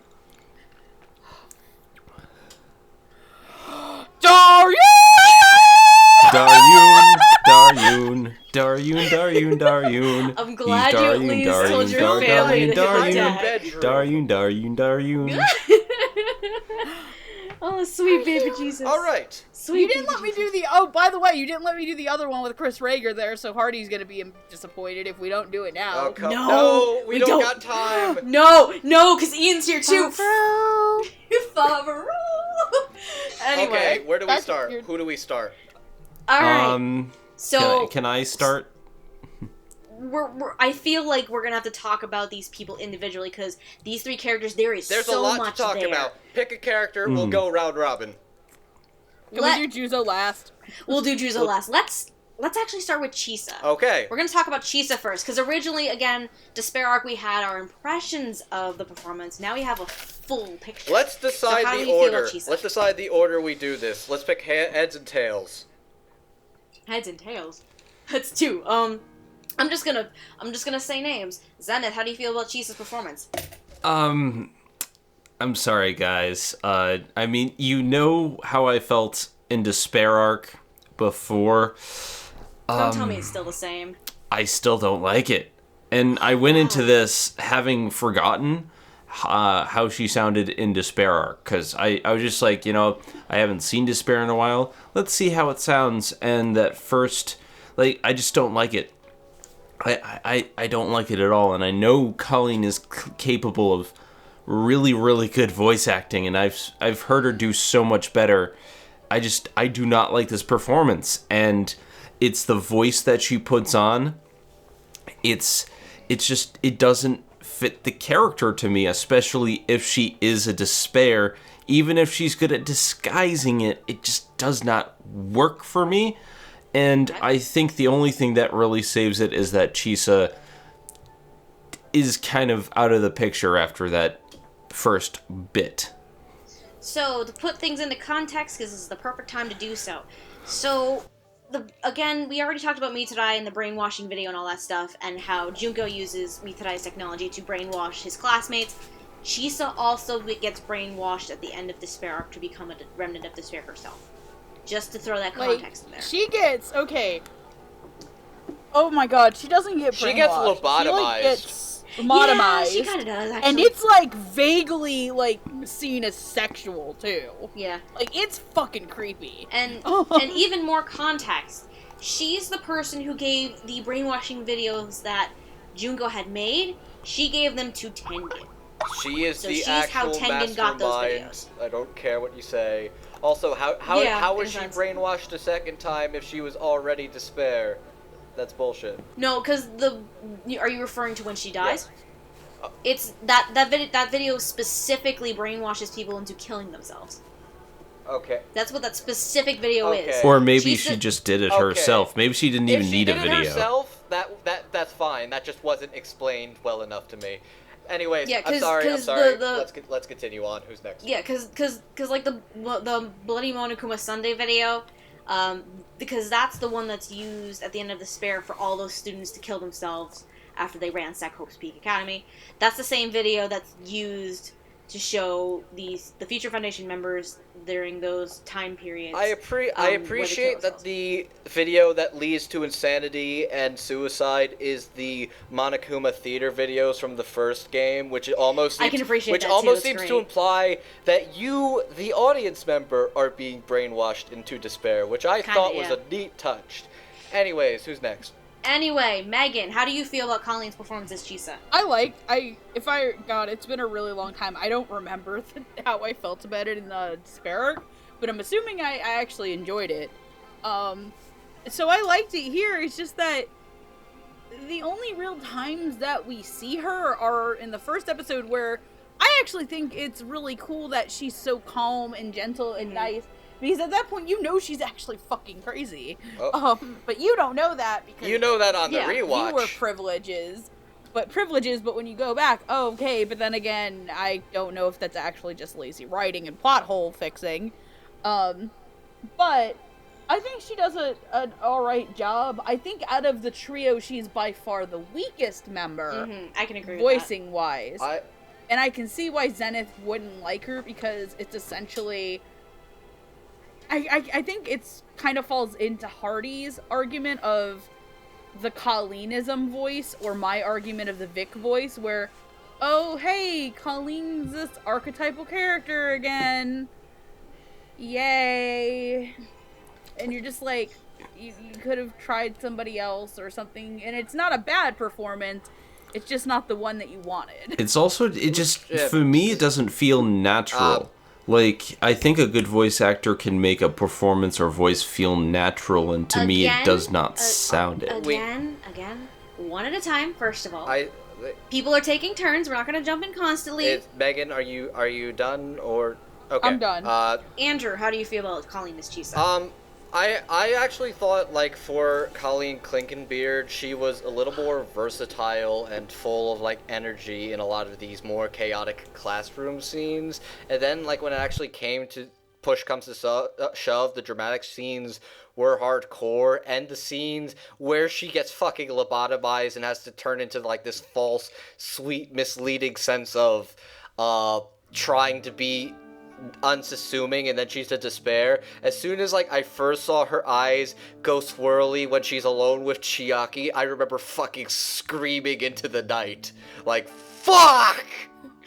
Because I knew how this was going to end. And then the next episode, I felt the equivalent of betrayal and anger. I've never felt so hurt, angry, and in pure despair as Despair Arc Episode 10 made me feel. Because when I first watched that, it was 1:45 in the morning. I was screaming and pleading at my screen, and then I just stared at my mirror for 10 to 15 minutes in pure silence. These are accurate, by the way. Anyways, oh my god. I'll say this. I actually think Colleen was a little more versatile and interesting. I could see why you'd think it's safe or didn't fit, but there was a lot to work with, and I kind of feel like, in hindsight, the sweetness at first is sort of unnerving and creeping on a second watch, so I think it has that benefit to it. I actually think of the three, she's not the weakest, but I don't think she's the strongest. I think she's middle ground, to be honest. Okay. And how I feel about Chisa, because kind of going back to Despair Arc, I predicted Colleen as Chisa. And I got this right, and I'm again gonna be disagreeing with Zenith, because I think we kind of had the same arguments in Despair, where you didn't think it was natural. And on my end, because I think one of the biggest things, and what I was originally going to try and ask you, Zenith, because I mentioned this to you earlier, was because I know the first episode of Despair, you felt like it wasn't natural, that it wasn't like... there was the performance there where she was like, oh, I died. That just didn't sit well with you, and I had a completely different opinion on it. I was really interested to see if your opinion changed since then. Clearly it hasn't. Going back and seeing the show, And knowing what has happened throughout, obviously that kind of gives you, the viewer, a bit of advantage, but with the knowledge going into future that Chisa is a despair, and that she's essentially gone crazy, with that knowledge, I feel like from the amount of times that Chisa is in the future arc, because she's in the beginning, she's in bits towards the end, I think it worked. Despair, leading up to it, she was this bubbly character who was very energetic and everything. But we also gotta remember that she was also undercover at the time, trying to figure out these secrets at Hope's Peak, so she was putting on this performance at the same time that may not have felt natural, who knows. But like Andrew said, I feel like Colleen had quite a bit to work with. And I also feel that with this trio, not the strongest performance, but also probably not the weakest. I also feel like Colleen as Chisa was the middle ground between her, Riko, and Ian. So moving on, let's talk about Riko. Segue, I guess. Zenith, how do you feel about Riko's performance of Munakata? I really enjoy it. I mean, it's a different voice. It's not exactly kind of what I expected from the character, but I think it works really, really well. I think it sounds natural, and I really like its juxtaposition against Naegi's, where Makoto is very much a soft... Hope. He's very soft-spoken and very shy, versus Munakata, who is very take charge. And hearing those voices back to back and conversing with each other, I think it really, really works. I like it. Okay. Megan, how do you feel about Riko's performance? Oh, good God. For one, whenever I say, can you please stop making Riko play emo kids, it's the first character I think of next to Leon. From Garo. Like, please let Riko have fun.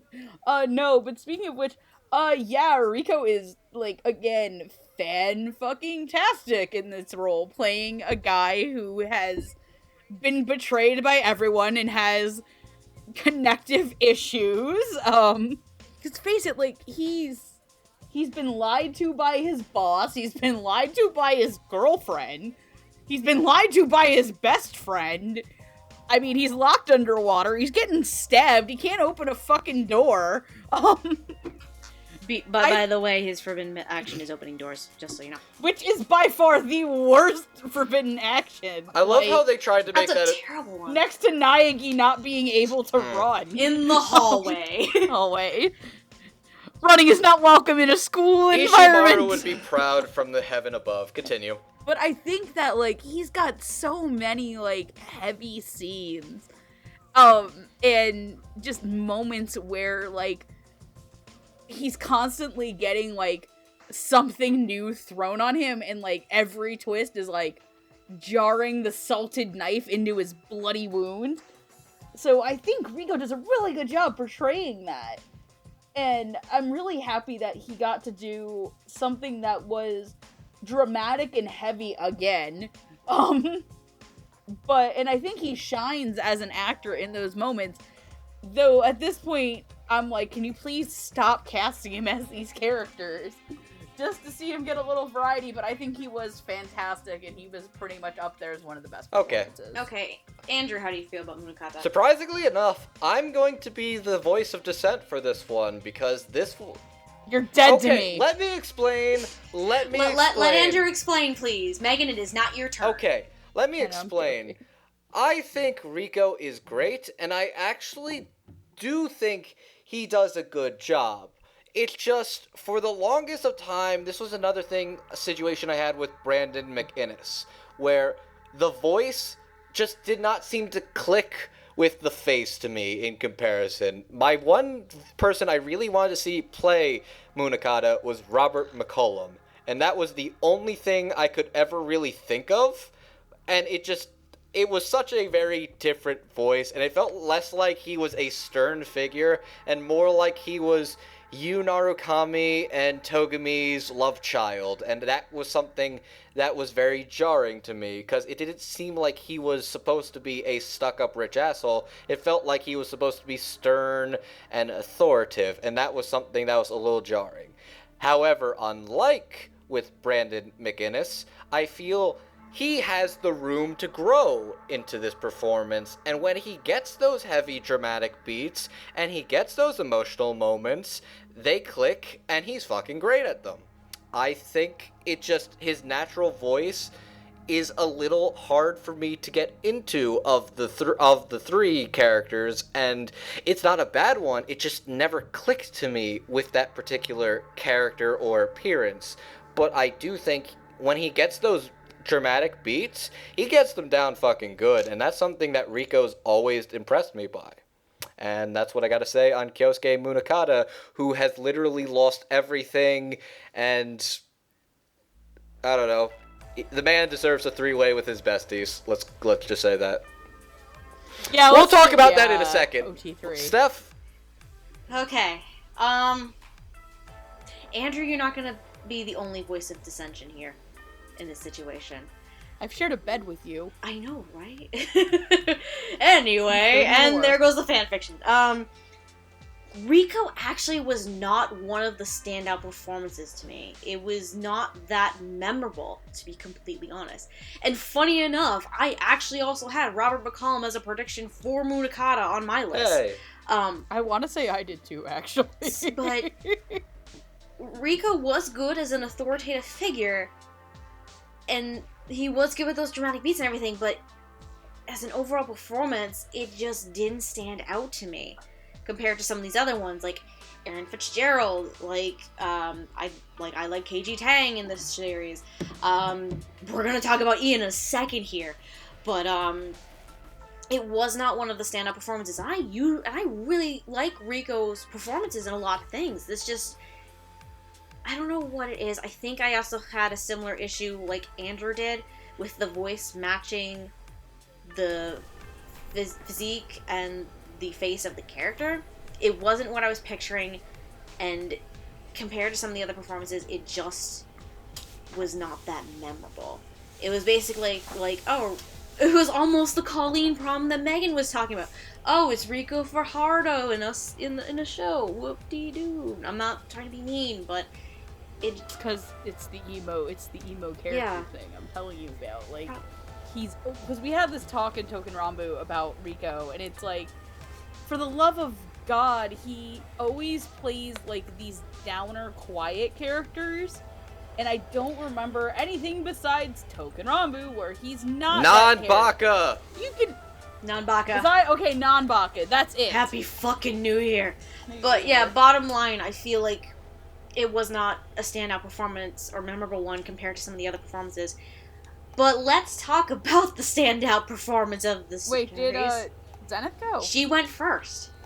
Zenith goes first as well. You'll get your moment after. So let's talk... I'm going last. Okay, never mind. So let's talk about Ian Sinclair's performance of Juzo Sakakura. Talk about a 180. But to say, before we get into details, would I be safe to assume that everyone loved the performance? Yes. I thought it wasn't anything special at first until the characters started becoming more than meets the eye. I was looking for a yes or no answer, please. That's all I want right now, because we're going to get into details, of course. Let's go yes with or no. Maybe. Zenith, yes or no? Was this a really good performance to you? Yes. I also like Juzo. Okay. Beautiful.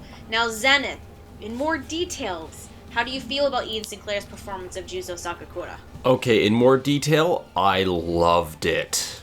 I think this is the standout performance for me, and from the moment I heard this voice actor, I'm like, yes, this is perfect for this character. But as it went on, yes, especially the scene where basically all the scenes where near the end where he confronts Mudakata, and like the final scenes with him, and he just embodies this character. This is a fantastic performance. I can find no fault here. Since we're skipping Megan, because she wants to go I'll last. go next. And Andrew, how do you feel? I'm going to respect Megan for this one, and I'm not going to mention a certain aspect of this character, so she's going to have a lot to say on that.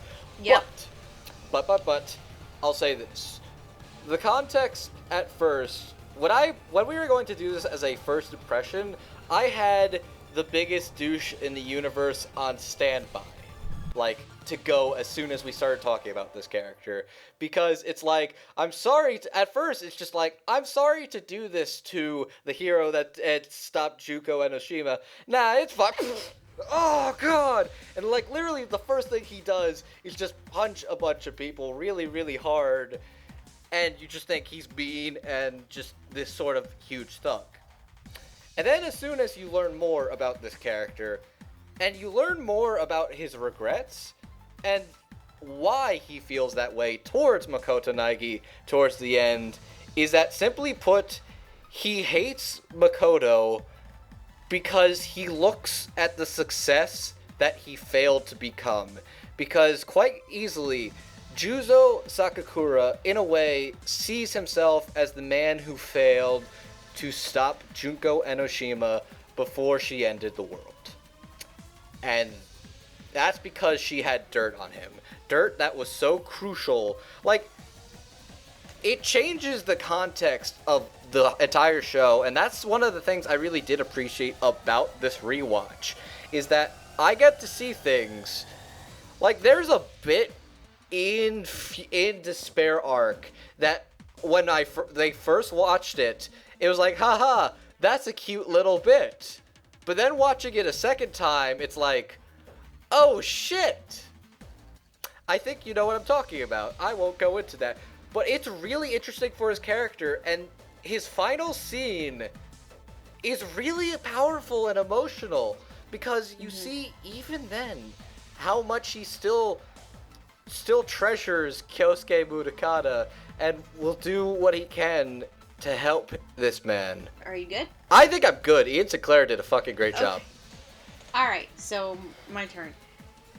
I also really love this performance. This is probably my favorite performance of the show, because the big thing is, Sakakura is one of these surprisingly most complex characters in this show. Surprisingly. And I can't really recall Ian Sinclair playing a lot of complex characters like Juzo here. So the performance that came out of it and everything that Sakakura went through in both Future and Despair, and on this rewatch too, I also picked up on some of those subtle things too. It's just phenomenal seeing those regrets and the conflicts that he goes through, and it's a really, really fascinating performance, and I absolutely just, oh my god, it was great. Because, yeah, like, in the beginning, he's, like, if you watch the show for the first time, he's set up to be this big asshole who just doesn't give a shit and will kick your ass for being an idiot. But, yeah, like Andrew said, the more you see, the more you get to know about him, it's one of those performances for one of those characters where we're gonna go with Transformers on this one. He's more than meets the eye, basically. Juzo Sakuraka, more than... Oh, that wasn't even on beat. Shut up! You get my point, though. Sakakura is one of the most complex characters, probably, for argument's sake, Exactly! He's one of the most complex characters in the franchise, and he's not even from the original game! I wouldn't say which franchise. Is amazing. I wouldn't say franchise. Definitely in Danganronpa 3. I said one of the most complex. One of the most complex. Okay. But Yeah, Ian's performance is phenomenal. This character, oh my god, I feel for him.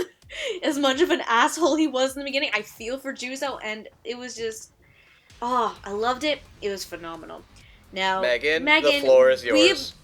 Megan, we've been holding back something very crucial about Sakakura, and I feel like you were going to talk about it when you give your thoughts. So can you please tell us how you feel? How do you feel about Ian's performance? So, Juzo Sakuragi is by far my favorite character in all of Danganronpa. And I like it because, one, he's more than meets the eye as a character, whether it be how he views himself as inferior compared to Naegi, even though he is an adult and Naegi is still arguably a teenager or a child, and how somehow this child was able to do what he never could through violence and anger and frustration, and you see that in him in his final acts. But the other thing about Juzo that is central to his character and is the thing that Junko does to blackmail him is that Juzo is gay, and he is gay for Munakata. And that one, as a twist, was like, wait, what? Because there are a lot of things that are thrown around. I think the most... Can I step in for a quick second? The thing that they had been kind of teasing was that he had a thing for Chisa. But that was... That's what I was about to say. Sorry. I was say yes. No more interruptions. I apologize. I'm sorry. Yeah. Yeah, I believe it is in episode 3, where, oh my god, I'm blanking on his name from fucking 2. Hajime. Yes. Goes up to the gates, and Juzo starts smacking him around.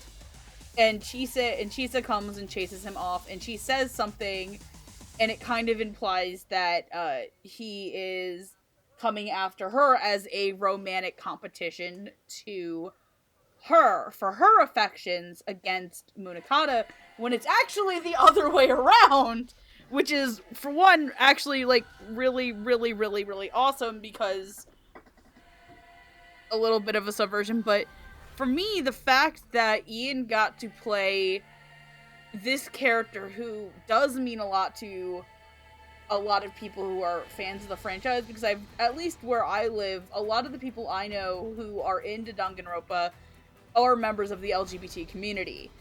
And that he had this crazy arc that was complex and very multifaceted while being gay, and it wasn't treated as like, oh my god, he's gay, let's make him the butt of the joke or anything. Like, it's like shown as bad when Juzo outs him to a group of strangers, and they make fun of him and how she uses that to manipulate him. And getting to see Ian play through that, it's one of his best performances.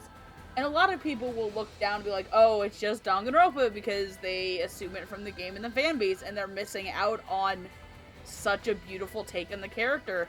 And God, if you don't get emotional somehow at the scene where he cut off his own arm for his man, and when he pulls all the power switches to free them, and you just see how Munakata is too late to save him, like, it's good shit.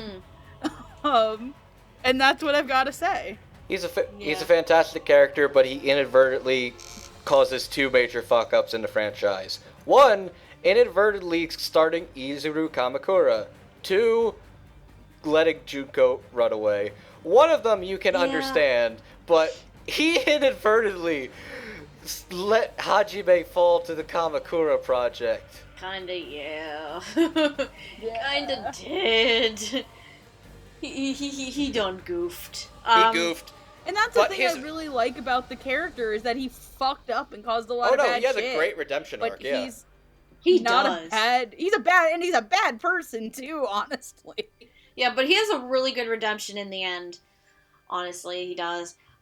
So, bottom line, because we spent quite a bit of time on these 3 characters, but really because they are the biggest players in the future arc, and to an extent for Chisa anyway, the spare arc. So, we loved Ian, and we were split. We were completely 50-50 on the other 2. On the other 2, yeah, basically. For Rico and Colleen, we were really split on it. So, it's time to move on. I'll say this, though. We are just over 2 hours, but the rest of these are pretty much just recaps at this point. Yep, basically. So from here on out, it's going to be recap recurring characters coming back in that we have seen previously, though one of which we might not have actually talked about before. Kinda, sorta. So... Wait, what? So, we're going to talk about our 2 mascot characters of the future arc, Monokuma and Monomi. Monokuma, of course, no surprise, he's the big teddy bear mascot that runs these mutual killing games and all this stuff. Monomi, there's 2 big things with her. One, she is the mascot character for Danganronpa 2, and 2, she is the avatar for Gekko Gahara. So that's where Monomi's integrated in here for future. And to recap, Greg Ayres is the voice of Monokuma, whom you have heard previously in series like Another, Gangsta, and Welcome to the HK. And Monomi, we didn't talk about her before until now. But there is a voice actress who was cast for this character all the way back in Danganronpa the animation. Back when they... Because there was a tiny bit at the end of that series that had a little bit of dialogue from Monomi. So there was already an established voice actress for this character for the anime world, that being Miss Anastasia Munoz, whom you've seen in series like Death Parade, Yorikuma Arashi, and Overlord, since we actually recorded the Overlord episode the other day. So I'm curious to know how we feel about these performances. Andrew, how about you start with these? How do you feel about these 2 performances? They're okay. Greg Ayres is fun, but after a while, it's kind of apparent that Monokuma really is a non-entity in this story, even though they teased it as he was a big rivalry between him and Naegi, but he's basically just kind of non-existent by, the near end of this series. The only real contribution is Hagakure is outside because nobody likes him. That's his biggest contribution to this story. And God, Anastasia Munoz, she's kind of... I feel like it's like a whiny Jewish child is what I hear when I think of this portrayal. That's one way to describe it. I forgot you're Jewish. Yes, I am Jewish. That's one way to describe it. Because that's what I was thinking the whole time, and it was really distracting, and it's like, I kind of preferred, fake, I get what they were trying to go for, but I kind of liked the fake, magical girl voice they were going in the second game, and this, it's I guess they were trying to do something similar, but it just sounded like I said, whiny Jewish child with specs. Greg Ayres is still fun, but I still think Brian Beacock's a little bit better as Monokuma, and that's really all I have to say on these 2, because they're kind... Monomi exists for a few episodes, and then she's gone once you realize she's a robot. Why did they do nothing with Gekko Gahara? That's probably the thing I'm most pissed about. Zenith, I'm going to have you go next, mostly because I'm kind of curious. I think...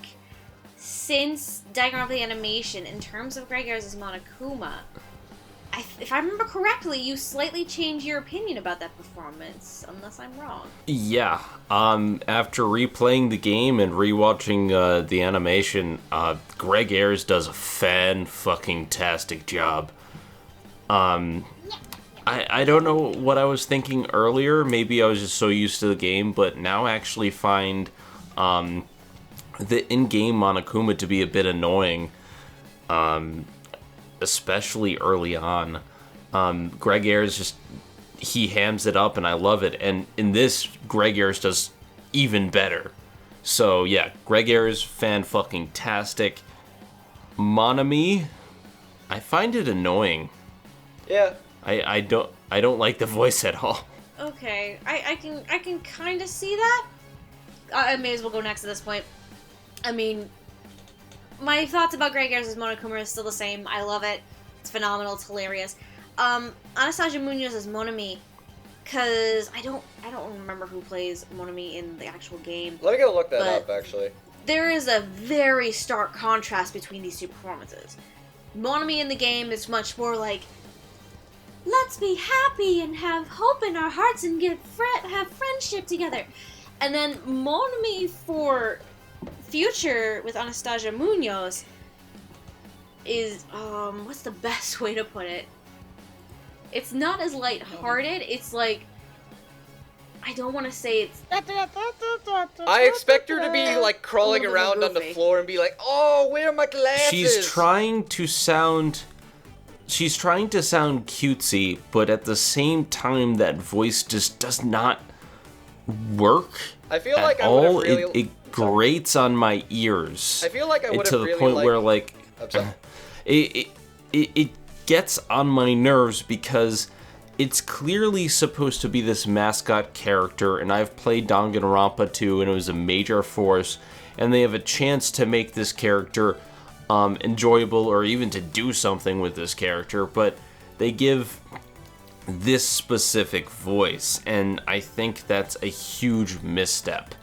I feel like with Anastasia Munoz, the initial aim was to do something somewhat similar to Greg Ayres and Monokuma.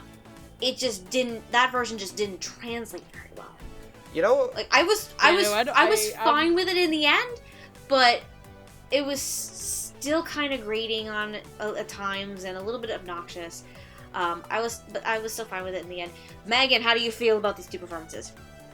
I'm just going to agree with what people said. Monomi was kind of obnoxious, and Greg Ayres rocks it as Monokuma. You know who I really would have... You know who I really would have liked to see play Monomi? Alison Victorian. That would have actually been that would have been fun. You know who the original voice of Monomi, Rebecca Forstat, apparently played Konata's mom in Lucky Star. Really? Yeah, that is a fun fact I learned today. Anyways. Interesting. Let's go to the rest of the 78th class. Anyways, general consensus. Monokuma, fantastic. I kind of wish that Kurokuma was in this, because Kurokuma is a much better character. Who the fuck was Kurokuma again? Oh, right, Ultra Despair Girls. Bleh. It would have been funny if there was at least a cameo in the Ultra Despair Girls episode, but we didn't get that. Yeah. But general consensus, Greg Ayres as Monokuma, I think slightly aside from Andrew, we loved it. With Zenith changing her mind about it, I'm very excited about that. But I think we at least have a same consensus in terms of Anastasia Munoz as Monomi. It just seemed rather off. But moving on to the next set of characters from the 78th class, we have 3 more survivors of the mutual killing game from Juko and Ashima. These 3, Aoi Asahina, Yasuhiro Hagakure, Byakuya Togami. And as a reminder for who voices these characters, Asahina is voiced by Felicia Angel, who has been in series such as Fuka, Tokyo Ravens, and Yurikuma Arashi. Yasuhiro Hagakure is voiced by Mr. Christopher Bevins, our wonderful director, who has been in series such as Drifters, Hetalia, and Nobunaga. And Byakuya Togami is voiced by Josh Greeley, who has been in series such as Yuri on Ice, Princess Jellyfish, and Blood Blockade Battlefront. Can I say something about Josh? Yes. As of today, he's now a happily married man. All right, it's his wedding day today. Happy birthday, wait.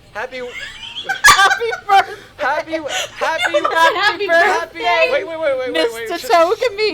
Stop. Okay. Happy wedding day, Mr. Josh Greeley. Enjoy your 18 beautiful Togamis on your revolutionary girl Utada fucking sex wagon.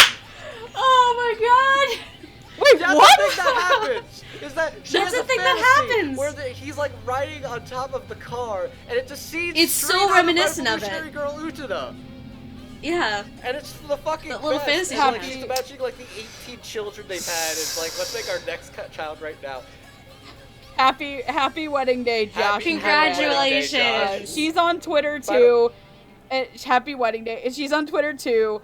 And her tweet about her wedding is going to use the aisle walk to Josh Greeley as part of my 10,000 steps for tomorrow. Oh my god. # solid life choice. A gif of Homer in a wedding dress humming Here Comes the Bride. Anyways, we're very happy for you, Josh. She's a lot of fun. I've interacted with her on Twitter. Happy times. We all love you here. Yes. And Like I said, I'll make this quick for my things. Josh Greeley, I still think, is the fucking best Byakuya Togami, and he still continues to sell that shit. Crispr Bevins is kind of as Hagakure, but Hagakure is the most nothing in the show out of everybody.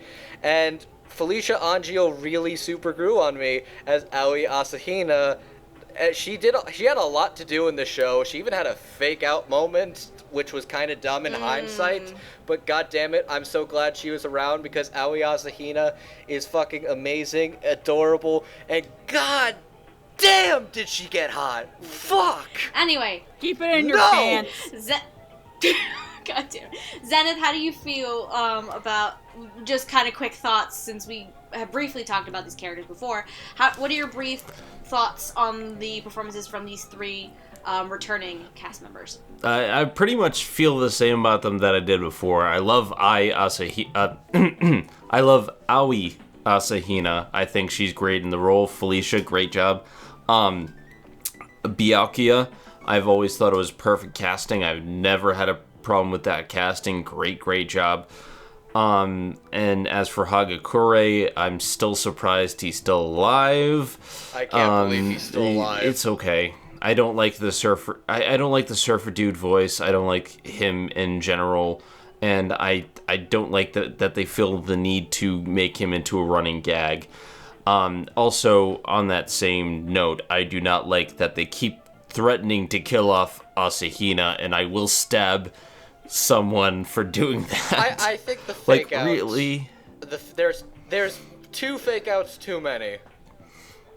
Yeah. It was horrible, and they pulled too many fake outs in this show in general. Like, we'll get to the other part.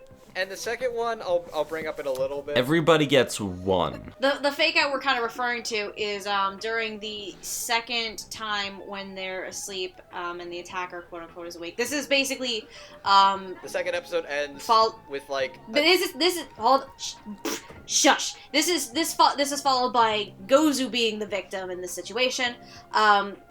Monica as Robot Gecko Gohara thought it would be funny to pretend that sleeping Asahina was dead, and there was ketchup and a fake knife and everything. And the end of that episode, when Naegi wakes up and we originally see Asahina, it's like, what the fuck? No. Do you remember my reaction to that? I was so upset. I was mad. No, I specifically was talking to Lilac, and I was just like, No, I'm done. I was like completely done. You were noping the fuck out of there. You were like, no.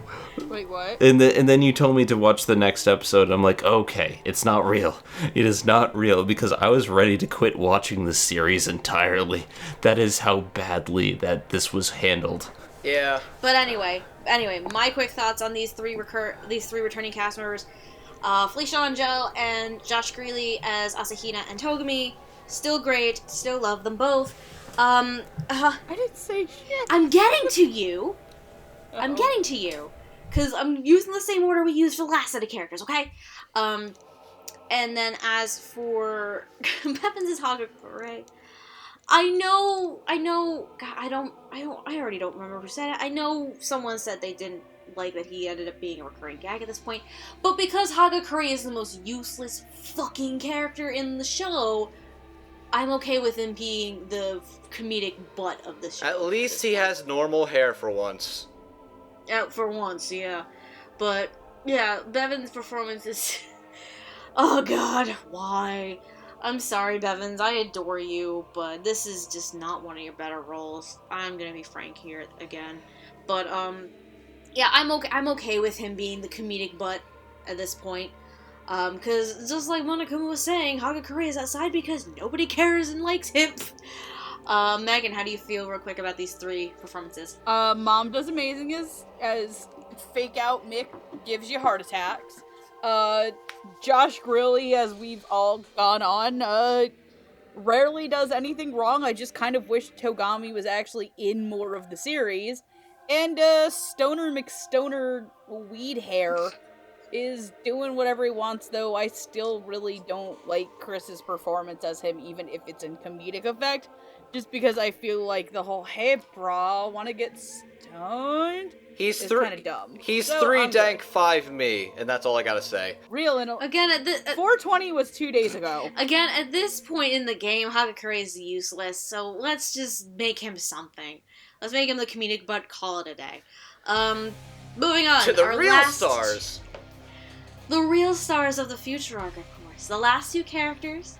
The two characters that, of course, are also survivors of the original mutual killing game for the 78th class. We are, of course, talking about Makoto Naegi and Kyoto Kirigiri. Okay, 2 things. 1, Kyoko Kirigiri. 2, they're fucking canon! Oh my god! Everything Andrew ever wanted in life came true. Now we can kill him. Calm yourself, boy. Calm yourself. Reminders as to who voices these two characters. Caitlin Glass is the voice of Kyoko Kirigiri, who has been in series such as Devil's a Part-Timer, or in High School Host Club and Soul Eater.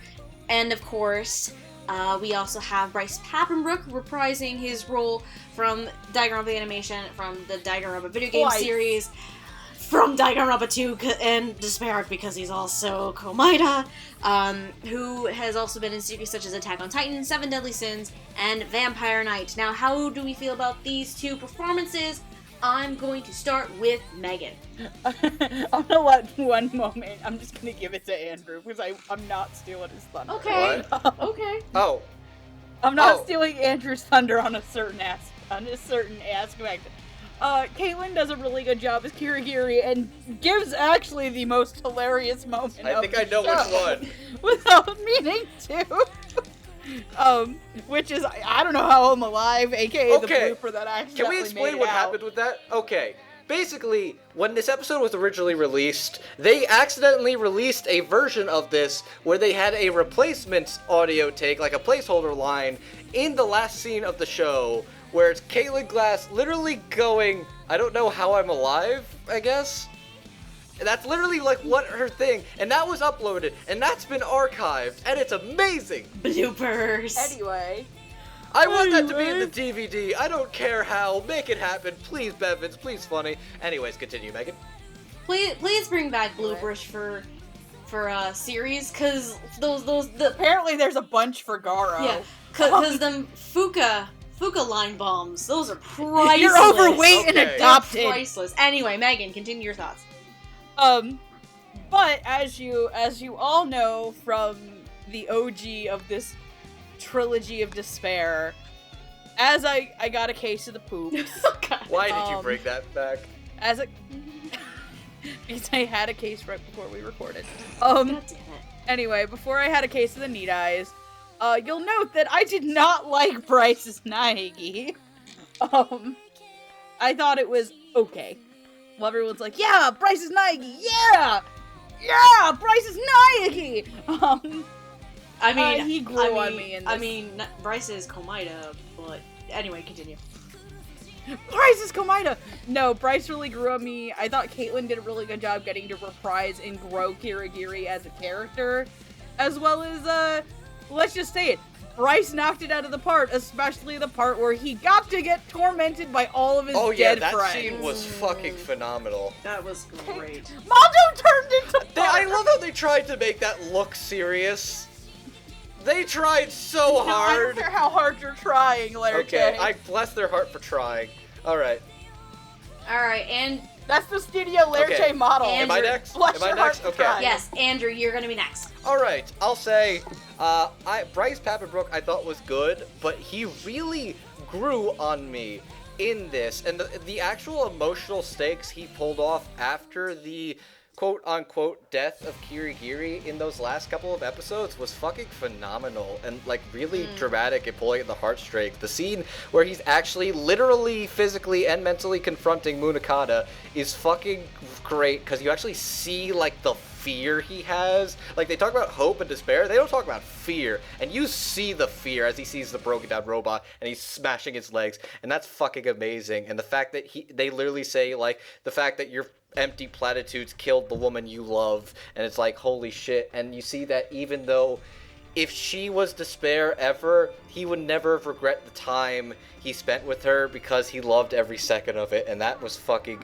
brilliant. And the scene where he's like in despair, pure despair, was amazing and stupendous. Things I never thought I would ever see in my life. Caitlin Glass is amazing as well. She's got the coldness that's really strong, and she really has the cold, calculating detective thing down to a T, which every time this show stopped being goofy action and was actual mystery is when Kyoko's on screen, and those are the strongest moments and remind me of Danganronpa the most. And I gotta say, the fact that she is so dedicated that she would lick a dead man's spit to completely confirm her suspicion is amazing. And I'm just thinking, the only thing that was going through my head is like Ryota just being like, wait a second, you ate his saliva? And she's just going, look, Naegi's into it, okay? Nice. What? Anyway, Zenith, how do you feel about Bryce and Caitlin's performances here? Alright, so, I think Makoto does a great job as usual. Bryce Papenbrook, I mean, he's Makoto. Once again, obviously, he does a good job. I think they do a little bit more with Makoto's character and with the voice. He's given a little bit more to do in this, and I think that's good. They're showing much more Makoto-centric ideas here, where he gets a chance to interact with people, and he has to really prove why he's a main character in this, because he doesn't do quite as much in the original game, and here they're really putting him through a lot of stuff, and I like that. As for Kirigiri, I still like the voice. I just kind of have two problems, not with the voice actor, but with what they're doing with her character. I think my first major issue is with the fake out of her dying, and the thing is, it kind of conflicts with the death of, what is it, Koichi? Kizakura, yeah, where it's like... Yeah, Kizakura.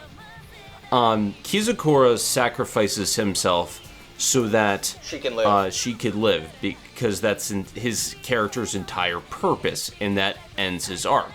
Fine, I don't like that he died, but it makes sense. But then they kill her off, like, almost immediately afterwards. We gotta remember, though, context-wise, Kirigiri's forbidden action is still being in the game after 4 times while Makoto's alive. We gotta remember, she's killed by her and that does make sense, and I like that makes sense. I like the idea of it. It makes sense with what Munakano was saying, and it's all dramatic, but at the same time, I kind of feel like if she had actually died, it cheapens the actions of Kizakura trying to keep her safe. But at the same time, then she's fine Naegi again at the very end, and I had one... you know what? Please, let Zenith finish.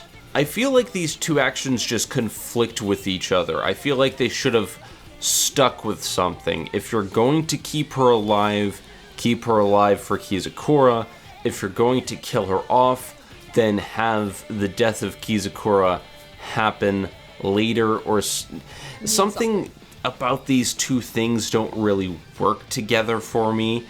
And so I feel like as you're going along, it works, but then you take these individual episodes and you're like, one of these things needed to not be there.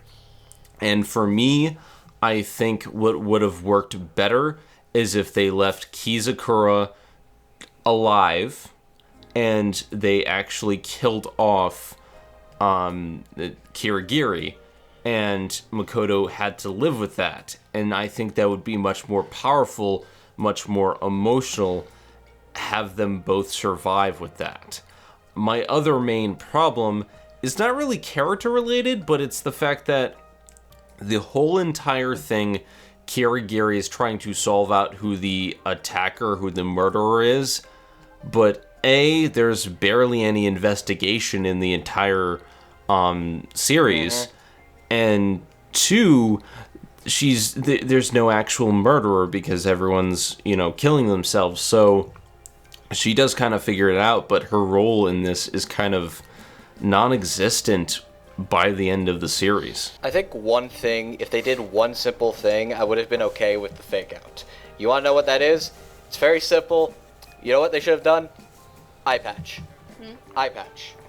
If you were going to have her escape the death and still have the forbidden action take place, you could do that, but you needed to show a physical consequence. And the thing that's always shown is that their eye is fucked up, that their eye starts bleeding profusely. So, if you did that, the thing that I would have liked is just her at the end as the sexy vice principal wearing an eye patch. Boom. Well, I mean... Or having a prosthetic arm. She could have full moon Well, wrist hold on. Both of those are already taken. We got a robot arm for Komaeda, and even though he didn't wear it, Fumihiko had the eye patch, remember? She should have had the eye patch to show some sort of significant consequence to the forbidden action. That's all I'm saying. Anywho, my thoughts on these two performances, since I'm the last one. I still think Caitlin Glass's performance as Kirigiri is phenomenal. Though, a little bit of added twist to it, too. Kirigiri has moments where she does soften up a lot more than she did in the original show. It's amazing. Especially before the fake out, where she's talking to Naegi and telling him, "Hey, just you still gotta believe in hope. I got you, fam." She took the glove She even off. took off. Exactly, took the glove off, touched his hand. We didn't see it, but the hands touching themselves, you knew it was happening. Canon. Oh my god, Canon. Yeah, and she had these moments to soften up a bit, and she wasn't just a straight, cold, calculating person, which I really appreciate that growth there. And as for Bryce as Naegi, I was iffy about it going into Danganronpa the animation. Here, it improved a lot, honestly, because kind of like what I think Andrew was saying, they're showing him more and giving him more reason to be a main character and putting him through all of this stuff so he can really progress, and that came through in Bryce's performance here compared to when he voiced Naegi in both the game and the anime series, the original one. So I enjoyed both performances, and both of them had a little bit extra that they got to work with, and I really appreciate that. So going into final thoughts, how do we feel about the dub for Future Arc? I know Andrew wrote a thesis. 5 minutes. A little thesis. It's going to be the last thing. 5 minutes. That's all I'm gonna need. Oh boy. Go. So, who wants to go first? That is not Andrew. I'll get rid of I'll do it. Alright, Megan. Alright, so this anime was a lot better dub sub. And overall, I would probably say it is, of the 3 anime versions, this is excluding both games and any other game periphery to it. It is the best, honestly, of the 3, just in terms of characters and acting and performances. There are a lot of really good standouts. There's a lot of really nice homages to the game in bringing back actors such as Christina V, or giving actors who the fans felt got shafted, like Aaron Fitzgerald, Amanda C. Miller, and Katie Tang, and giving them new roles that they can sink their teeth into. In some cases, potentially better characters that they got to sink their teeth into. Ian Sinclair got to give one of the most complex performances I've seen out of him in a really long time. And honestly, if you're a fan of Danganronpa, I hope you really enjoyed it. If you're a fan of English adaptations, I wouldn't say it was any of the best of last year. In terms of Chris Bevan's dubs, I've heard a lot better, and I'm watching arguably one of his best works right now. But it's clear that the people who work on it do love the show, and I think that they gave it their all. And it's a pretty good dub. It'll be worth picking up on DVD, honestly. So yeah. That's what the Meg says. Okay, Zenith, what are your final thoughts on the dub of Future Arc?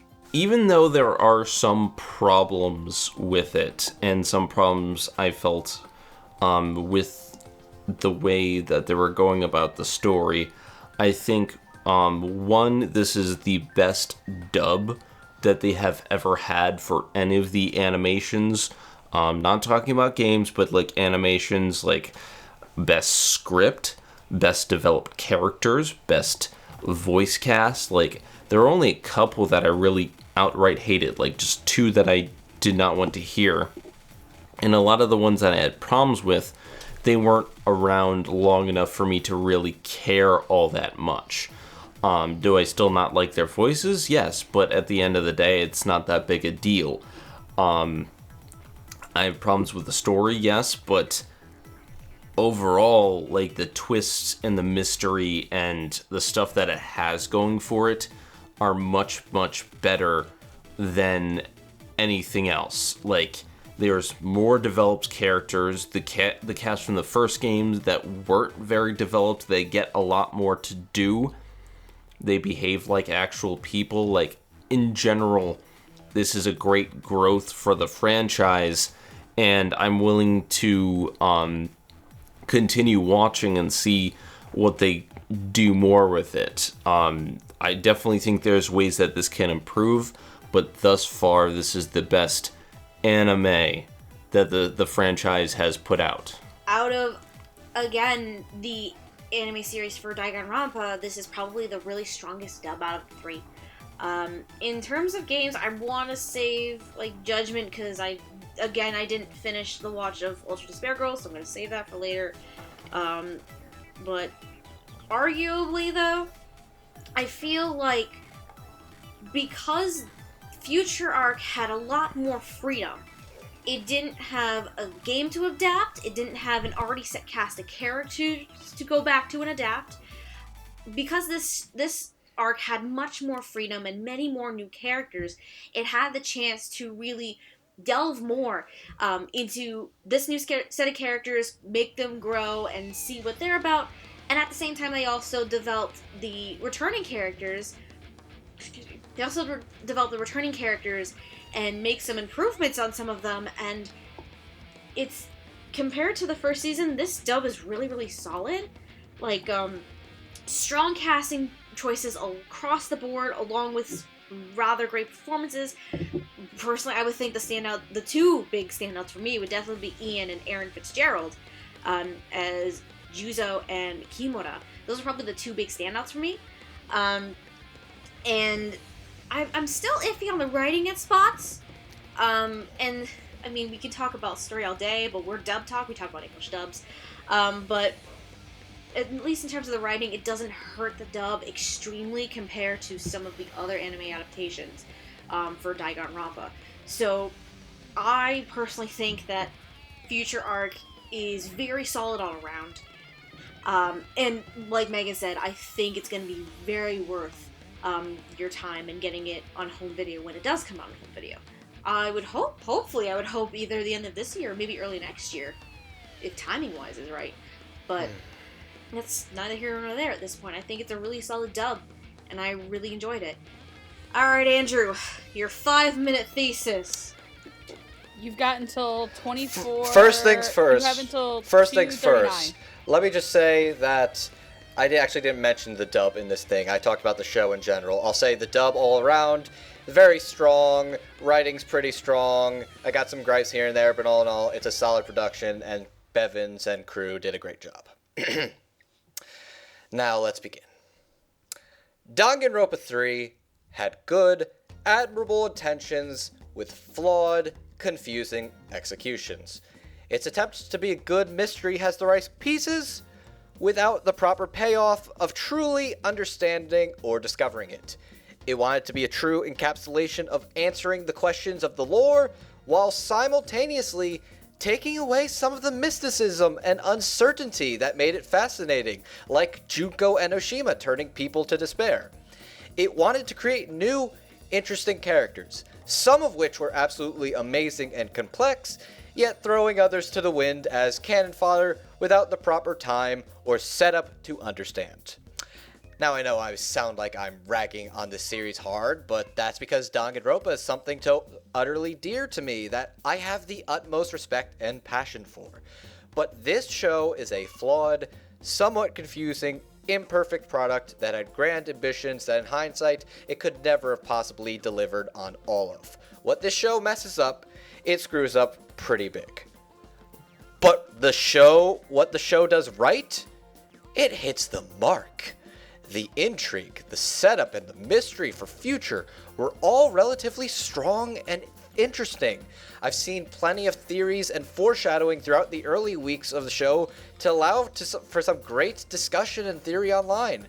The look into the 77th class during Despair arc, as well as the destruction of Hope's Peak, and many of the iconic powerful scenes, like the first mutual killing game, and the tragic murder and massacre of Chiaki Nanami, were heart-wrenching and legitimately hard to watch in a series that's already violent and gory and added a lot to the series. As for fan service, Easter eggs, callbacks, references, all Danganronpa succeeds at being a beautiful, satisfying send-off to everything that the Danganronpa series is and was. Comedy, tragedy, horror, mystery. It is everything that Danganronpa is, both the best and the worst of it. As a separate anime, it doesn't stand well on its own. As a gateway to newcomers, it's absolutely the last piece of media you should start. Spoilers are fucking everywhere.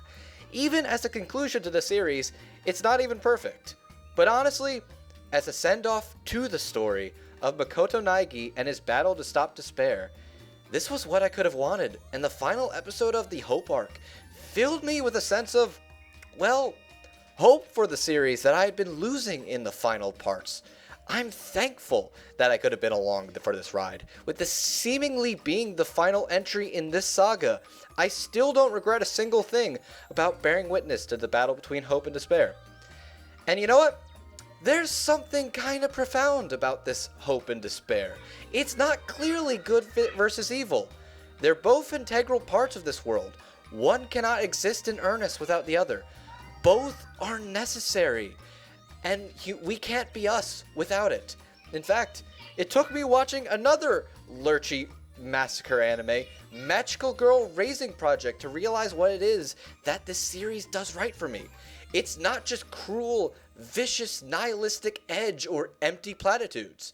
It's profound, complex, and even a little bit inspiring and hopeful for a series that seems hell-bent on showing the darkness that resides in humanity. It shows there is hope to change, hope to come together, hope to coexist, hope to love, hope to trust, and hope to push forward into a future that is uncertain and full of despair. Done. Damn, you actually got it done in 5 minutes, too. Well, I timed him when he started going into it, not including his bit about his thoughts about the dub. I got 4 minutes, son. Good job, I'm proud of you, man. I told you I could do it in under 5. Alright, time to plug yourselves and go home. Oh, bravo. I think that kind of sums up Danganronpa in general, in a sense. Yeah, like, I can agree with all of your thoughts on the series in general, or this storyline, at least, in general. I'm kind of glad V3 is ditching this compilated story and is just starting fresh, supposedly. Yeah. It's supposedly starting fresh.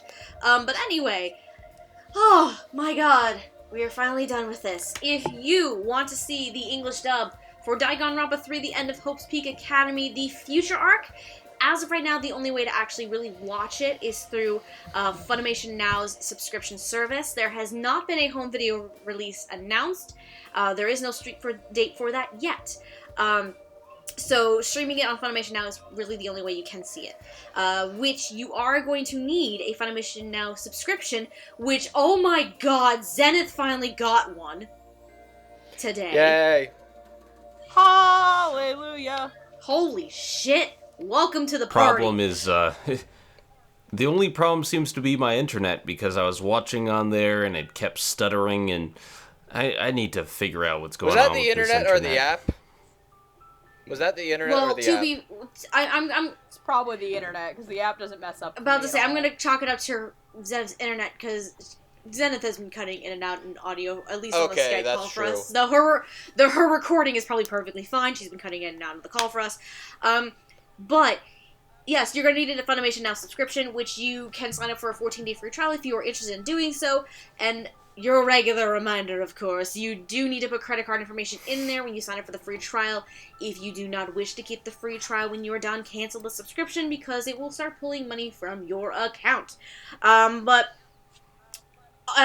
Again, as always, we all really love the service. Zenith's still new to it, so I probably won't be able to speak for her right now. Look, it's how we do our jobs, okay? We kind of like it enough. It's how we do this stuff, you know? But we really do enjoy the service. It's really great. They've been working out the kinks. We really do love the Funimation Now subscription service. You can watch the simulcast as well as the broadcast dubs for both parts of Danganronpa 3, so Future Arc and the Despair Arc, if you want to do that. As well as Danganronpa the animation, if you wanted to see that series before going into those two. It is on the Funimation Now service. It is also released on home video. It was re-released currently on the Save label, which I'm sad about it, but it's okay. Things happen. If you want to catch anything from us, if you want to follow Megan on Twitter, she is at QueenEra2. Andrew is MangaMan9000. Zenith is at Zenith Will Rule, and I am at Lilac Anime Review, with review being spelled REVUE. Dub Talk themselves, if you want to follow any of the Dub Talk shenanigans. We have a variety Twitter of ways to page. do so. Let me get to it!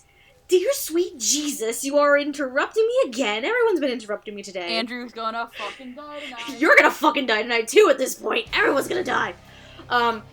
If you want to follow any of our Dub Talk shenanigans, best way to do so, the two best ways to do so. Subscribing to the channel here, where we have all of our episodes, our fun upcoming projects, occasional con vlogs, occasional con hauls, things like that. We do have a Twitter, as Andrew said, at Dub Talk Podcast if you want to follow us on there.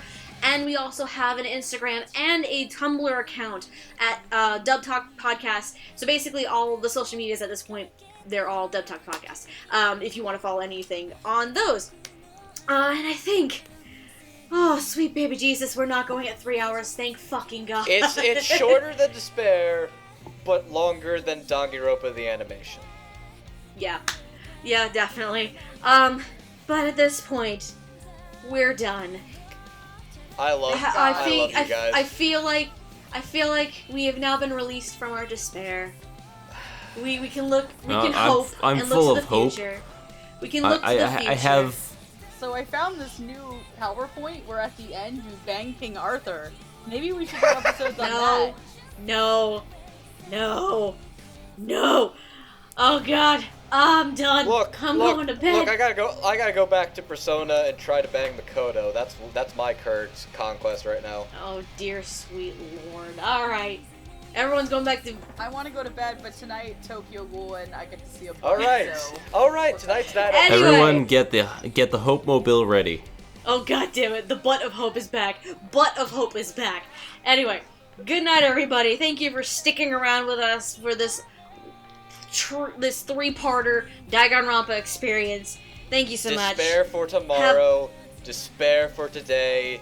This has been a long time coming. We're finally free. Have a good night everybody, and otaku on, my friends. Bye-bye.